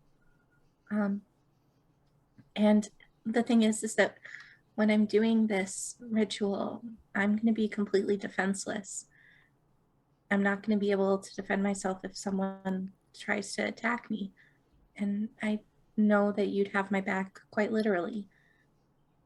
If I was the one doing the ritual, you could protect me and Hart and Bait and Trout and Professor Scant. Okay. Okay. And then Lydia will say, I'll even give you my gun because I won't be able to use it while I'm in there. Okay. That is okay. Okay. Just.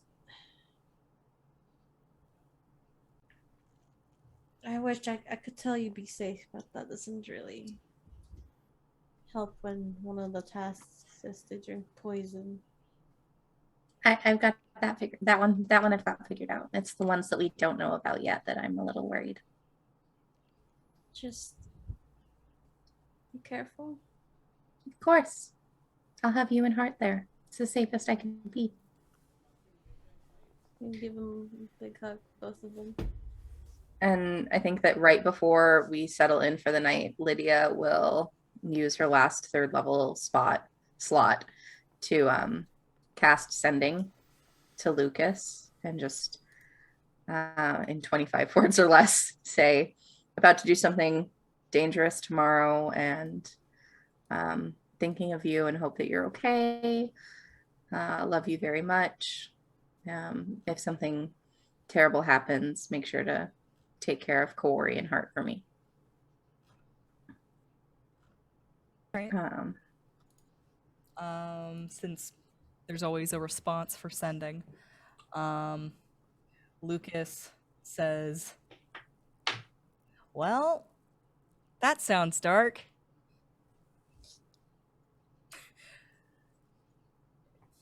Adventuring is always dangerous. I'm sure whatever it is, you can handle it. We're thinking of you too.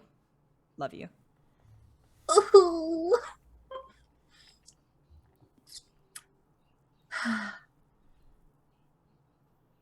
And yeah, I think that Lydia will, I'm sure that we'll also sort of converse with Valen. So does Valen get there? That's the other question. Valen does show up about halfway through your rest. Pretty like like a ghost materializing out of the mist. You can see that her herself, her cloak, and her kobolds all look a little bit more banged up than they were before. Specifically, the kobolds are all kind of like covered in mud and ice. And she just sort of walks up and like knocks on a piece of wood next to her, recognizing that you have a tiny hut up. We're probably like with our long rest, we usually rest for 8 hours. 8 hours, but in order to make it so that one of us is always awake, I think we have to do 12. Although Hart only needs 4 hours. Yeah, Hart only needs 4 hours. So, but that's mathematically would still either we would be okay. So it would probably just be right when Hart was waking up type deal. Sure. So roll me a d8. Me? Yeah. That's ominous. 5? Yeah. 5 hours in is when she shows up. Okay. Less ominous. Don't ask me to roll things, okay?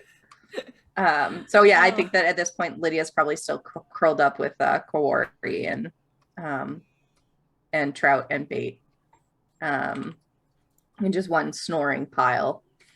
I want to say that you would have let, like, when you were writing the the tiny hut and like writing the rules for it, you would have allowed the rest of the kobolds to go in. So they all just kind of like amble in and go and like curl up next to their kobold buddies. I also imagine that, well, I mean, I guess here's the question. Would you allow Valen to go in?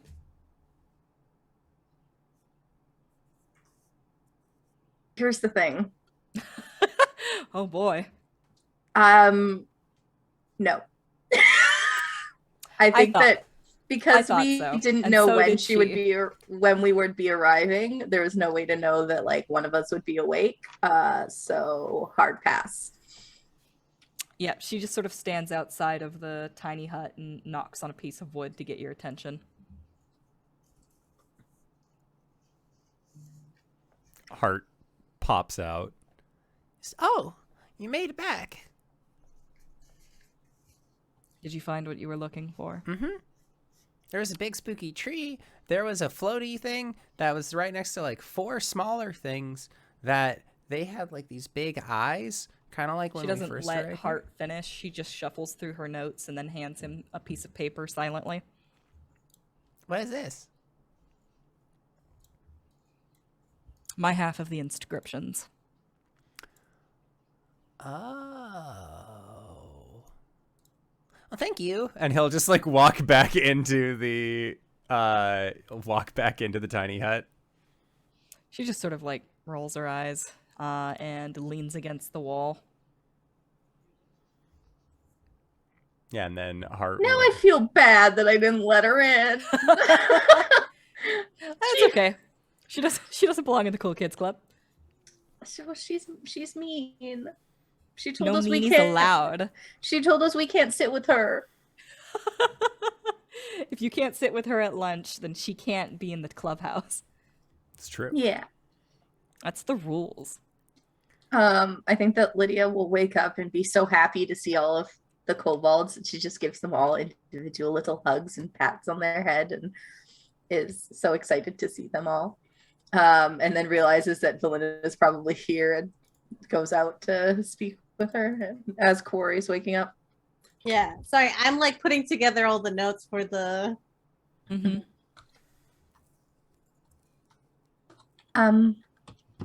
Hi, Valen. Sorry about the mix-up with the tiny hut. There's not a lot of room in there, and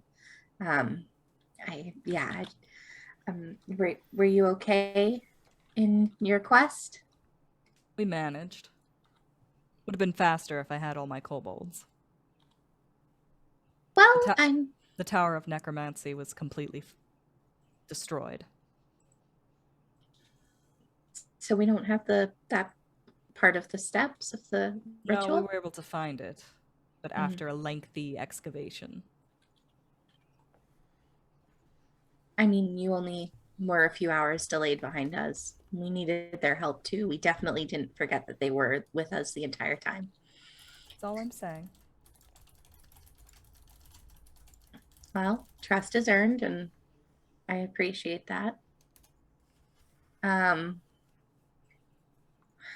We're just finishing resting up and getting prepared.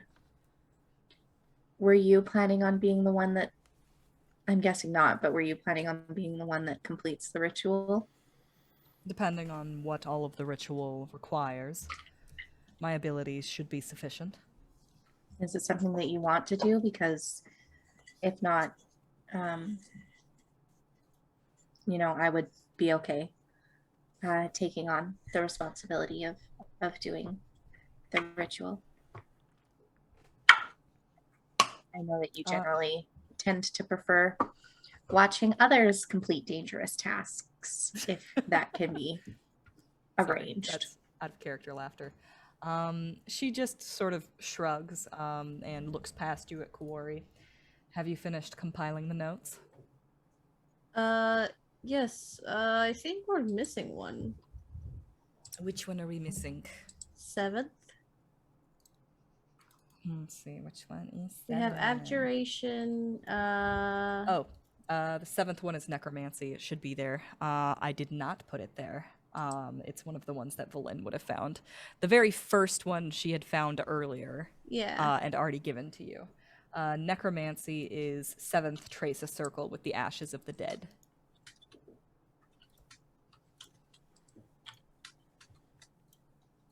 Okay. Yes. I have all the notes here. Of course I do. 1 second. Well, it works for my story anyway. You can say, like, I think we're missing something. And she, like, looks over your shoulder and she's like, yes, of course. Sorry. That took a while. And she, like, starts shuffling through her other notes. And as she does so, Kuori, give me an Arcana check. Ah, shit. 17. It's pretty good. The notes that she has in her hands that she's shuffling through, particularly pertaining to necromancy, it is her expertise, which is unsurprising. But what is surprising is that you see things that are pretty suspect as far as what exactly her intent is. Because the kinds of things that she has written down here would not be written down unless she was working out how to become a lich. And then she finds the note and passes it to you. Thank you. She starts kind of putting the notes together and, like, in her book gives those, like, unperceptible looks women can give other women that the others can read in, like, a club. Yeah, it's thieves' cant, but for ladies. It's thieves' cant. Yeah, this is Lydia and Kuori thieves' cant, where it says "read my fucking mind." Lydia will definitely use her telepathy to peek into Kuori's mind. This bitch is trying to become a lich. Lich bitch. Lich bitch. bitch. Lich bitch slap. We can't let that happen, right? No. There's like this moment where Lydia just kind of looks at Kuori and telepathically, like, Lydia's going through her bag, like trying to make herself look busy, but telepathically just says now or later to Kuori. Wait, what? Similar what? No. Now or later. Do we deal with this now or do we deal with this later?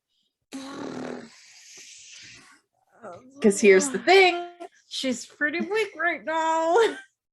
What if doing this ritual is what gets her what she I needs? know. But at the same time, then we will be underpowered going into the ritual. Yes, Do but we if keep we kill her right now, we could take a rest afterwards. True, but what if something starts to attack us while we're doing the ritual and we need her to Well- help defend us? I will not be able to do anything. I'll be doing a ritual. I mean, well, you will have custody of the kobolds upon her death. They could still help us. Lydia is like rifling through her pack right now and just says to Kuori, make a choice now because and like Kuori hears in her mind Bitch, you're the one that has the Raven Queen as the goddess. And Well- you want me to make this decision? Lydia like telepathically sends Kuori the sound of her gun cocking.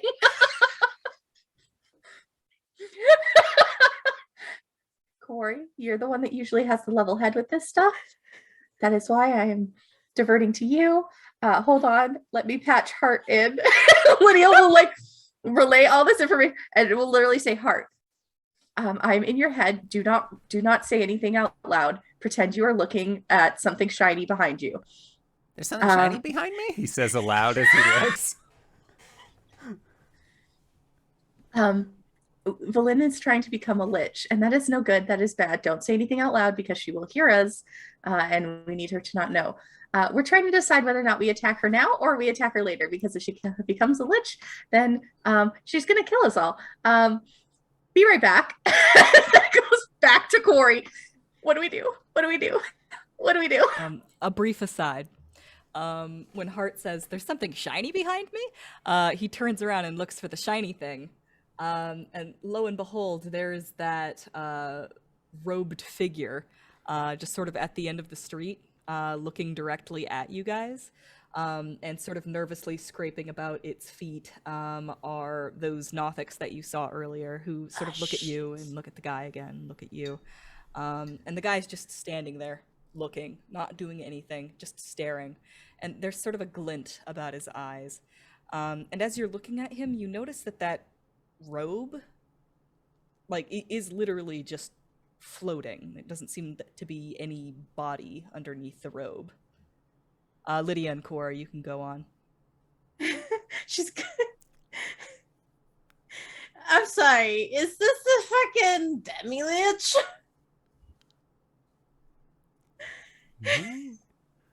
Everything's on fire, and I don't know what to do. Corey's just gonna say later. Okay. Fine. Lydia will put the safety back on her gun and finish finish packing up her pack and putting it on her back. Hart As waves at the figure. As the two of you have been having this, panic meeting, Valin is looking over the steps of the ritual, and she says, you did get the piece of the Nether Oak, right? Yes. It is in my bag. Well, I'm pretty sure I saw a few corpses on my way over here. I can procure some ashes for you. Valin? What's that? Remember earlier when I was saying that there was a floaty guy with all of the little side? It's over there. Again. Hart, is there any point where you look away from this thing? No. Okay. You look at him, and as you start talking about him, he literally just turns down an alleyway and glides. Those Nothics follow along with him. Just And- following with his finger. She looks over your shoulder. I'm sorry, what did you say? There was a spooky robe and 4 of the eye things with the teeth that look like the things, and they were there and they were looking at me and us, and then they went down an alleyway. I'm scared. Nothics tend not to attack people who are in large numbers. They're more ambush predators. As for what else you saw, there is all manner of terrifying things here. I've even found sentient spells.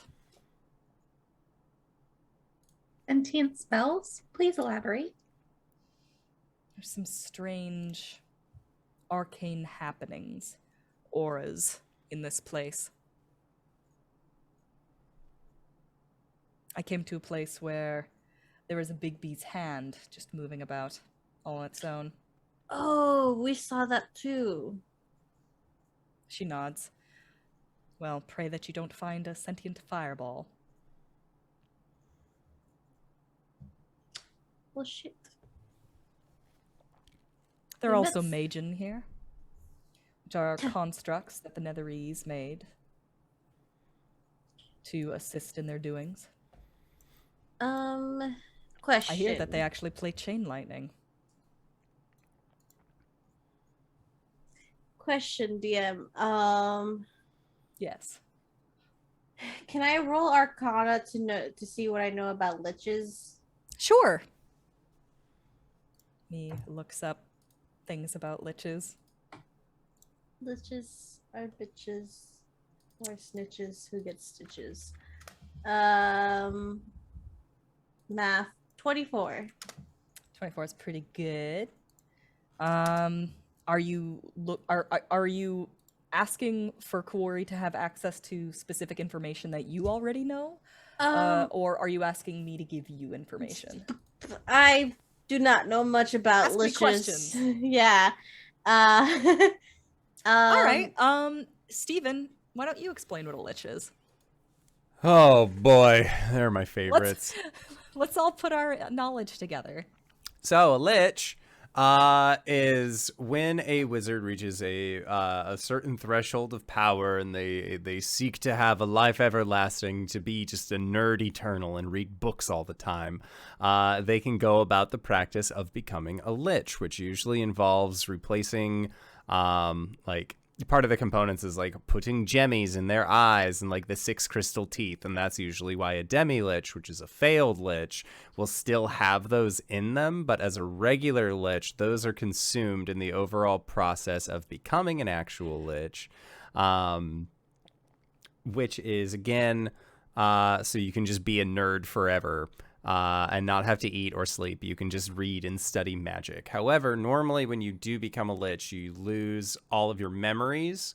And so a lot of liches will like write down like personal histories beforehand, like a memoir kind of thing. So that way after they become a lich, they can then like, oh yes, this is who I was. Okay, cool. Just wanted to. Damn, that's really sad. You only know like who you were from like reading about that you it. wrote. So it's like the most important parts. Yeah, like it's not like you're like, I become a lich.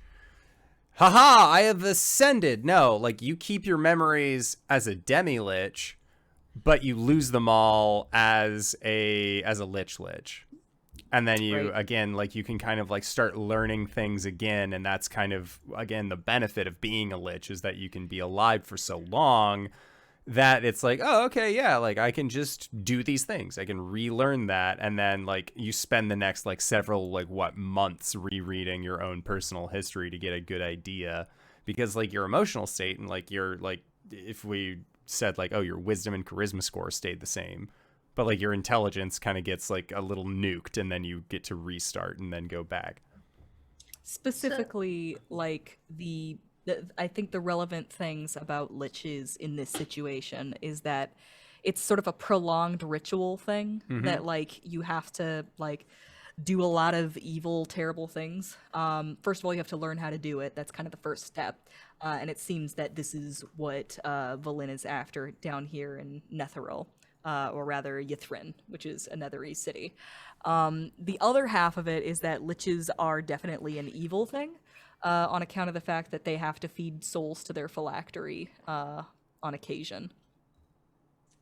Just it's on like occasion. It's Just, like how know. squid heads got to eat brains. It's like that reference meant nothing. Mind to me. flayers. Yeah, mind flayers. Okay. Sorry, God, I was like, squid head? I was trying to think of the word illithid, and it was not coming to mind. That's fair. It's like how mind flayers gotta eat brains, vampires gotta eat blood, liches gotta eat souls. Okay. So, as a treat. I feel little like snack. they can all just split a meal. Honestly, Yeah. Great- Brain, great- blood. Oh my soul. gosh. great concept. Honestly, Yeah. Like, can you just imagine a farmer's market box that gets delivered to each of them? Like a co-op of getting all of their nutrients. Yeah. Knights One in the person. courtyard Knights in for the like courtyard, the basically the the League of Injustice for D&D. Putting it in. Okay. Okay. God, okay. I don't even know why I asked this in the first place anymore. I know there was a reason and I had a thing, but I'm tired. Was it so that you could discover whether or not, like, you know, she's gonna explode and turn into a lich in the next 5 minutes, or like, Yeah, just a because that is process not of that turning. is not a danger. She No, is. it was more of the fact like what she might have to do, and would she have to feed souls to her phylactery like now? Because like then us the kobolds are in danger if that's a part of her. I think that ritual. you just got a vague like glance at her notes, so you don't know how far along she is in this process. But I will ask you as Kuori, like, do you think that she would bat an eye at feeding these kobolds to her phylactery? No, I don't think she will. That's she doesn't care about these kobolds. Oh my god. Kuori is going to give Lydia another like, talk to me right now. Yes, Look, yes, dear. Yes. and just repeat everything in her mind of what she knows about liches. Another brief aside. Valin will actually like walk up to you, Kuori, in hi. a very like I'm about to speak to you kind of way, and like for a moment it seems like she's on to you. Like it's all like, oh shit, we've been talking behind her back and now she's on to us. No, she's just approaching and saying, looking at the notes as to like what sort of things that you're going to need. She says, I saw a corpse on my way over here. I can collect some ashes for you. I'll be back soon. Right. Okay. Now that she's Uh, gone. Don't move She's from not this gone. spot. Staying here, I promise. Turns around, snaps her fingers. The kobolds that were following before form up and like leave with her, though one of them turns around and waves. Oh, baby, you'll come back soon. It's okay. I will rescue you. Go on. Continue your conversation. Lydia will be anxiously watching to see when Valin is out of earshot and then wait an extra 2 minutes. And then speak. Kuori, what the fuck do we do? I don't fucking know. Listen, I was just trying to get sun to these fucking 10 towns and try to make a pretty purple dryad lady to be able to move. Hart, you said that you keep seeing like a floating man? Yes, and no one else is seeing this, and it's very off-putting. Valin becoming a lunch, or whatever it is that you said was going to happen, that's not a concern to me right now. It's a concern to me right now is the floating thing that has like the spiky teeth, big-eyed things following it that no one else is paying attention to. That I am scared about. Oh, she's trying to become a lich. Oh, that's very interesting. I don't know what that Professor means. Do you Scant. think she wants to rule Ythrin as well? I don't know, but I do know that we don't want Oh, her knowing. Well, the that- last lich that was here ruled Ythrin. What? What happened to the lich? Did he happen to float? Probably. They can do all sorts of magic. Liches are like the most powerful wizards. So it stands to reason that it would be the one in charge, right? What if the floaty guy is the lich that was ruling Ythrin before, and now he's have you seen following us? Elialarthus?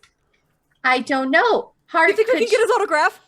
could you describe the floaty man in a little bit more detail There to is Professor Scant? a robe. Wait, That- no, hold on. That doesn't make any sense, though. Because liches wouldn't be able to survive down here. There's not enough souls. There is Unless, a of course, he robe. became a demi-lich. Oh boy. with Oh, Demi, let's things. just do float their floating heads. Did you ever see arms or legs on this floating man? I don't know. He's in Okay. a robe. Hart's just like, I've been trying to explain what this thing looks like. And Lydia will Hours. Lydia will just like pat Hart on the shoulder and like kind of sneakily go into his pocket and bring out one of the cookies and hand it to him. They're there. They're there. Look, we need all of the help that we can get to do the thing that we came here to do, right? Yeah. If Valin decides to become a lunch, then she is going to be doing that at a point that I don't think would involve us. Right. So is it our problem to take care of that now, or she has people who already don't like her besides us? We let her do the thing anyways, and then we can team up with the other people who also don't like her and come back.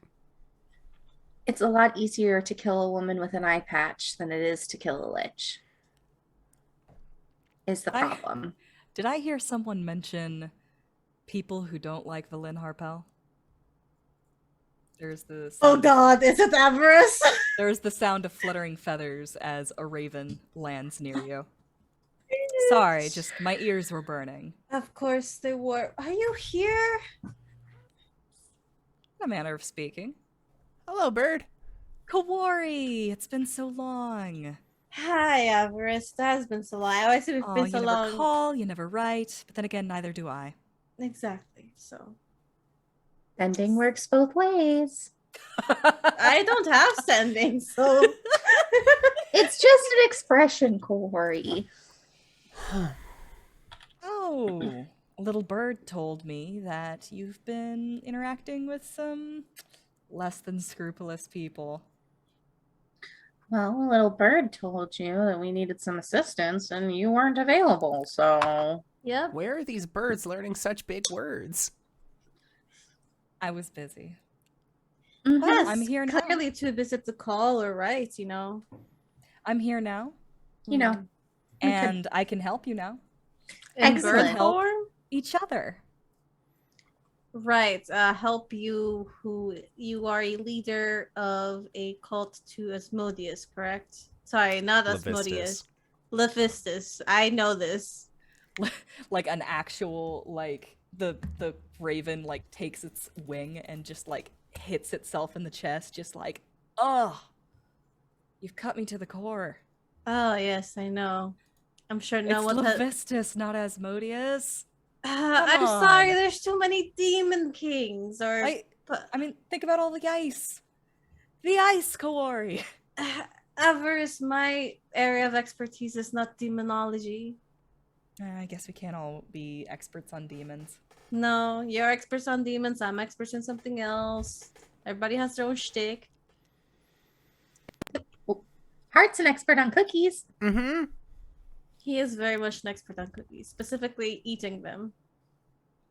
Right. He just nods with the satisfactory, like, yep, So, what would you like to help? What would you like for us to give you in exchange for your help? Yeah, what's in it for you? Yes. Well, I just got here. I don't really know how this place works quite yet. Right, where are you? I'm going through a tunnel. Sorry, it's hard to hear you. Anyway. I said, where the fuck are you, Avarice? This tunnel is crazy. While this is happening, Lydia palms the travel-sized divination ball and tries to divine where Avarice's body is currently. Give me a Constitution save. Oh, that's good. 21. 21. All right. Mm-hmm. You have a pretty good idea that she is about a mile away. And when you look in the direction that you're fairly certain that she's in, it is the entrance that you came in through to get into Ythrin, like itself. You could ballpark that she's probably right at the end of the ice bridge. And as you look over there, you can actually see some movement over the ice bridge. Mm-hmm. And like it's far enough that it's kind of hard to see what's going on over there, but it looks a bit like ants kind of walking over a log. But there's a lot of movement on the ice bridge. Anyway, I don't have a whole lot of time. How many are with you, Avarice? Enough. That doesn't answer my question. Well, you remember that one time when you had a bunch of cultists attack you, and then I helped you out with that, and then I was also busy with something else? I had a little bit of a coup. Yes, you told us. And somehow I became the leader of the cult. Yay, Amazing. congratulations on your promotion, by the way. Oh, thanks. I'm not super into it, honestly. It's just kind of a means to an end. Speaking of... Wait, what is that end? Same as you, buddy. Ending winter? Yeah, let's get that Mythalar together. Listen, you are super hot. Really like you. Wish I could see you more often. You're very beautiful. I am flattered, but I feel like this sentence is going to be finished by a but. Yeah. But so yes. When you say we have the same goal, but you are with a lot of people, I feel like you've made a coup. And that was people you knew in your same cult, and then we don't really know each other. So I feel like you're even less concerned about their safety, to be honest. And here's the thing. First of all, there ain't nothing wrong with a butt. And second of all, you really can't just be you can't be the kid in the group project that comes in on the last day of prep and says, oh, I did equal work. I'm just going to write my name on this for an A. So I get it. I do. And I want to make up for that. Okay, I'm listening. I know for a fact that there are a few things that you guys are looking for all on your own. I heard that Hart is real upset about a certain forest that got burned down or whatever. I have connections with the Emerald Enclave. I can make sure that they go over there and get that fixed up. Like, lickety-split, plant growth, druids, dryads, the whole shebang. Kuori, I heard that you have a friend back in your village who is in the need of some restoration, maybe, of the greater kind. Well, I have connections in the cult of Levistus who are capable of such things, and I can make sure that happens. Hey, if you don't want Levistus to do it either, I can definitely make sure somebody else does. And Lydia, that little adventurer shop that you've got. My parents' shop? What about it? Well, I can just make sure that that's going to thrive. It's been thriving. Why wouldn't it? I'll thrive even more. Can you imagine the amount of business that is going to be drawn into Icewind Dale as soon as winter has ended and they find out that the Caves of Hunger have opened up? Right. Okay, so here's the problem. All of the things you have mentioned are very fantastic. They're also all things that we're capable of doing on our own. I have connections in the Emerald Conclave. We have the ability to help Kuori's master. And as you said, the winter ending is going to be great for my parents' shop. So, counter offer. You tell us why you are really helping, because goodness knows it's not for the greater good of everyone. It's at least for the greater good of you. And additionally, when we finish the ritual, the moment the ritual finishes, we take out Valin. What a coincidence. I was going to say the same thing. So we're on the same page for that second part. Now the first part of my question, what's in it for you? And be honest with me, because I will know if you're bullshitting me. You have your god, and I have mine. And my god wants me to get to the Mythalar. For what reason? Because I feel like in the end it's going to be a battle royale between you and us. It's Hello, important Raiders. Listen, Levistus is the kind of guy that makes a lot of plans. Do you know who Levistus is? He's the We've been over this again. Demonology, not my thing. Let's just say that he has a lot of time to think about things. And he's had a lot of time to think about what happens if the Mythalar is brought up onto the surface of Icewind Dale. He wants to make sure that that happens. Right. But seeing as... Sorry, devilology, not demons. So sorry about that. Seeing that, I can't really say that's... Like, I feel for, like, you know, a devil that is up in his ranks and has his whole cult. I feel like doing things out of the kindness of his heart is not really a thing he does. So, I would like to know why he wants the Mythalar up in 10 Town so much.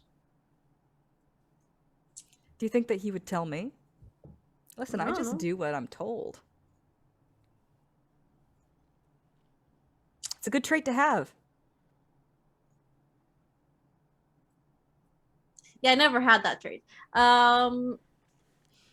Okay, so shit. You know what? Looks to Lydia. Yes, dear. It's the best thing we've got so far. Either way, Okay. that Mythalar is going to end up in 10 Towns, so. Well, you better hurry it up. Like, you guys are still a little while away here, and Valin's going to be back any minute. Do you want us to make your presence known, or should we keep everything on the hush-hush till after the ceremony is done? Oh, it's not going to be hush-hush for so long, but, you know, let's try and keep it a secret for now. Okay. Professor Scant, Oh, I'm here too! please forget everything you've heard in the last 5 minutes or so, at least for now. You have to keep it a secret. Done! Who are you?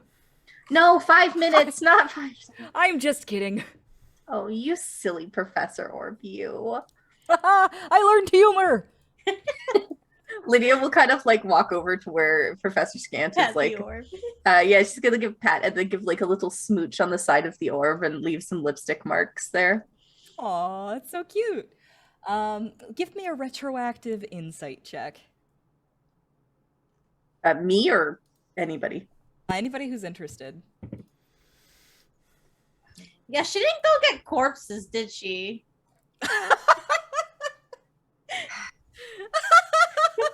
Oh, fuck. Yeah. Oh, God. Why did we think of this sooner? Insight check? 13. Insight. Oh, my insight's +8. Why don't I do this more often? I don't 22. There you go. I'm not even gonna roll mine. It's fine. But you're not even gonna roll it. It's 3. Okay, leave me alone. Also, Whiskey and Waffles, thank you so much for the raid. And also, Nanoba, thank you for the follow. Welcome, everyone. Sorry, smacked my fucking microphone with my bottle. Just like, thanks for the raid! Ah! Why didn't I think to check that Valin was telling the truth? Oh, baby. Sorry, can you say again what your rolls were? 22. 22? 13. 3. Okay, so here's the twist. It wasn't for Valen, it was for Avarice. Ugh. Lydia, something smells about You don't have to tell me that. Avarice and the Mythalar. You get the feeling that she's not telling you everything.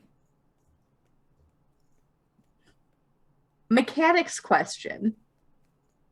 So I can listen to, with my telepathy, I can listen to surface thoughts without making them have to do a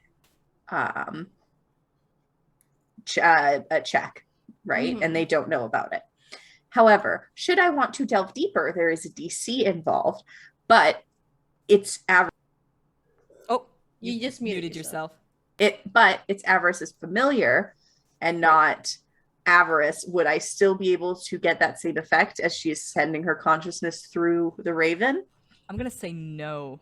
I feel like Damn it's a it. thing that it's a thing that targets a creature, and the creature that you would be targeting is the familiar. If and you did it, I had a feeling that that was going to be your answer. just wait until you can see the whites of her horns. Yeah, I think that telepathically Lydia will communicate with Kuori and Hart and just say, there's something fishy going on. We cannot trust Avarice. She is not telling us the truth about why she wants this Mythalar. And I have a feeling that we're going to have a little bit of a conundrum on our hands. So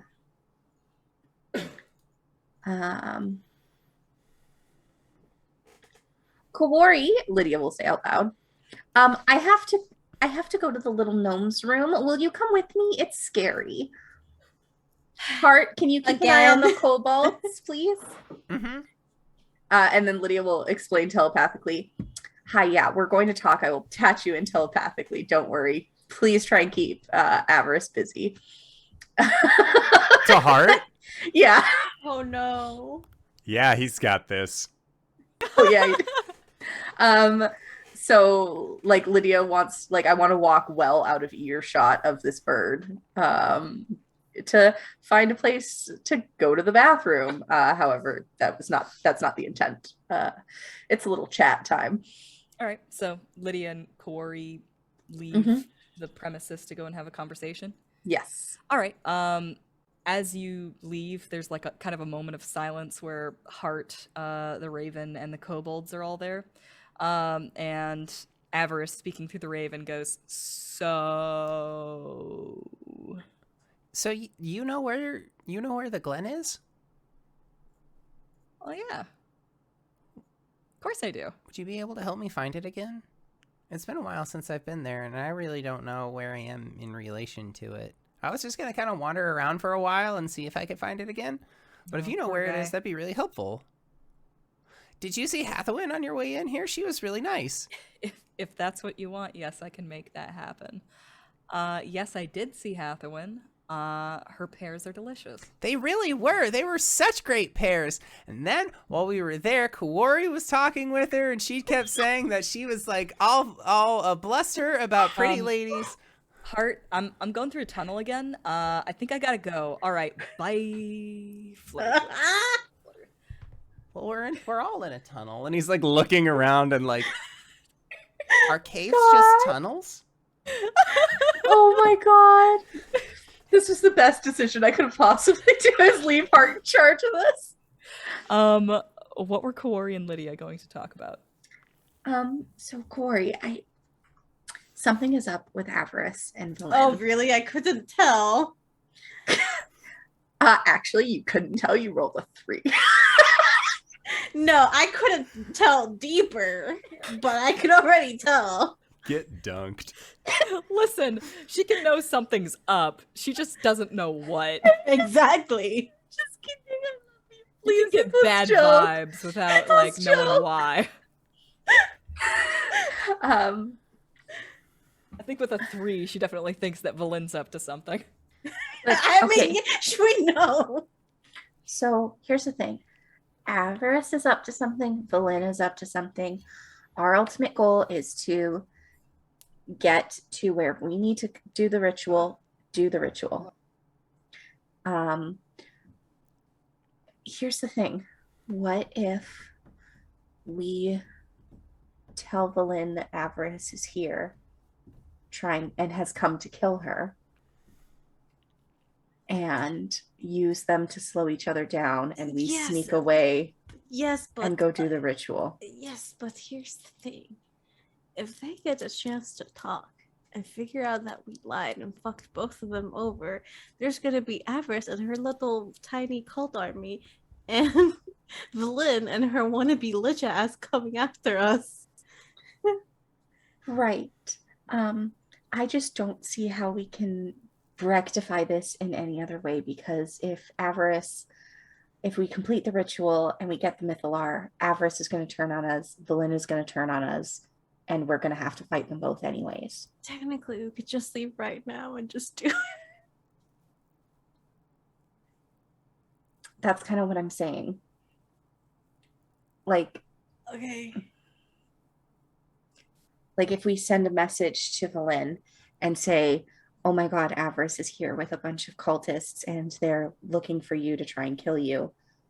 And then we tell Avarice that we have to go get ashes from a corpse in order to complete the ritual, and we'll meet them back here. And then we just leave and we head to the ritual spot. At least we'll get partway through the ritual, and if they see each other, they're going to try and take each other out. So it'll slow them down and weaken them, so that by the time they get to us, at least we have a fighting chance. Because if we wait until after the ritual is complete, I'm going to be likely drained of all energy if I survive the ritual. Like, if Hart has to bring me back, then Hart's going to be drained of all of his high power magic. Okay. We'll just do that. But is it a good plan? You're the smart one. I know about Arcana. I don't know about coups and betraying people. Okay. It sounds like a good plan, right? Listen. We'll go back. We'll go get Hart. Mm-hmm. Sorry. That's okay. It's been a very tiring day for me. Right now we have to pick who we want to fight in the end. Valin or Avarice?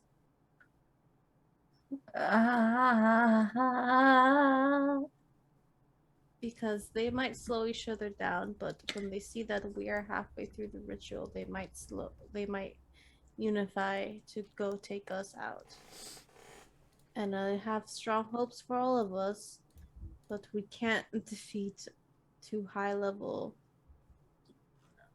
very trained wizards. But would we and a rather cult. Yeah, that's true. Okay, let's patch Hart in, and Lydia will use telepathy to sort of like explain to Hart, like, Right. don't say any of this out loud, blah blah blah, and ask his opinion. Before you speak with Hart, I need to cut over to where Hart is, because that bird flutters off. And then there's kind of another awkward silence where you're just sort of standing there with a couple of kobolds and Professor Scant, who like seems to be looking for something to talk about and is like surprisingly like at a lack of words. When you feel a presence next to you.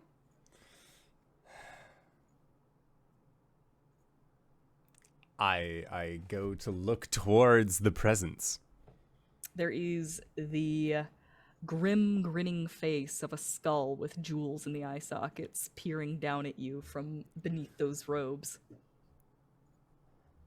Hello, sir. Would you like a cookie? Are we close enough that we can hear this from where we went? No, Fuck. because we said we're out of earshot. Out of earshot. There is just it just stares at you. It does not say anything. It does not react to what you said. Hart will like reach into his bag and he'll pull out a cookie. Professor Scan, is this the former ruler of Yithrin? Oh, it's hard to tell. Could just be a flame skull.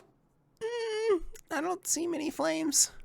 You're holding a cookie out to you, Mm-hmm. and it just sort of like looks at the cookie, and then it just sort of looks down at its robes, which are devoid of arms, and then looks back at you again. And Hart will like open up his mouth and like, ah. It stares at you for a second longer, and then that jawbone just like a hinge. Puts the cookie in the mouth. Gently slide the cookie in between its teeth.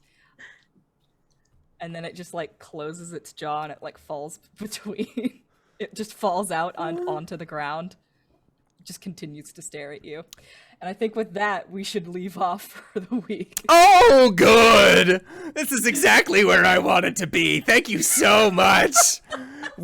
Honestly, what better way to go into not only our Halloween episode next week, but also our finale for our Rime of the Frostmaiden game. I'm so fucking spookied and excited for everything that's going to happen next week. So you're going to want to make sure to tune in. It's going to be a great time, but it's always a great time whenever I have these folks on the channel. Danae, where can we find you? What do you do? Hi everybody, I'm Danae Keener. You can find me at DanaeKeener.com. I do nerdy drawings mostly related to D&D and a lot of things on this channel. You can also find me at Danae Keener on Twitter. I've got a pinned tweet there that says all of the things that I'm up to, so you can go there and see what my schedule is for streaming and stuff. DanaeKeener.com. Hi everyone, my name's Satan. You can find me on Twitter as Vamp.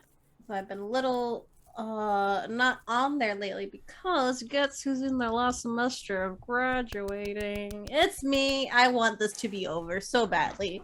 But when I'm not ripping my hair out over graduating, I'm on Twitch streaming with these beautiful people and this beautiful GM.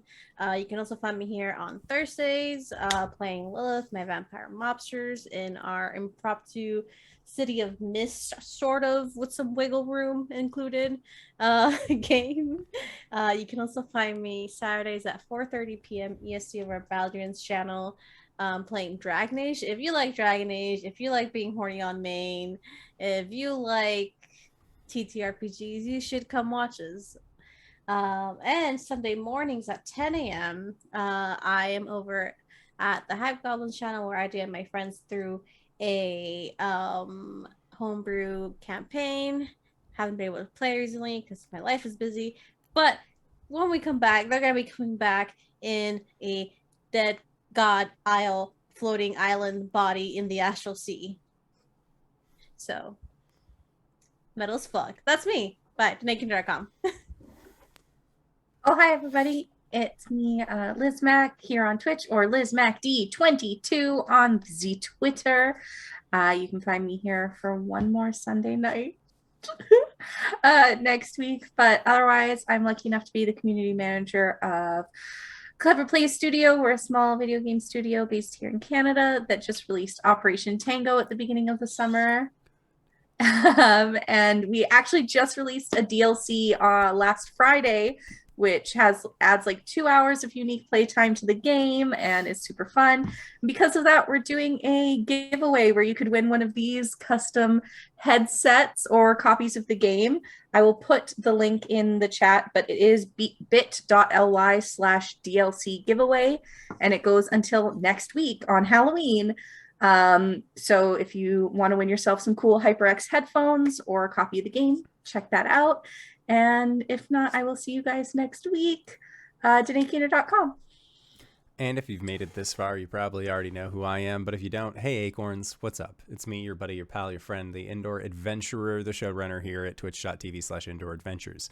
We do shows like this on Monday and Thursday at 5:30 p.m. Pacific Standard Time, as well as on Sundays at 7 o'clock p.m. Pacific Standard Time. If this is your first time joining us, you can go to youtube.com/Indoor Adventures to check up on all of the VODs of each of the games that we have played up until this point, or you can go towards anywhere audio casts are made available for free. You can find us there under the same moniker. And speaking of things that are being made available for free, we are going to be going into our Patreon supported after show called Nights in the Courtyard, where we answer questions not only from the community but also from each other. So if you have any questions for myself or any of these other fine folk, feel free to join us on our Discord. You can find the link in the Twitch chat to the side or in the description of this video or audio cast down below. Go check it out. Join us on that Discord. It's a great time. We're kind and caring individuals. I like to think so. So it's a good time had by all. But like I said, we are going to be going into that after show. So I'd like to say once again, thank you to everybody who decided to stop on by. Thank you to these players for putting up with our bullshit. And thanks to Danae for running this absolutely incredible game. And we will see you all next week. All right, everybody. Bye.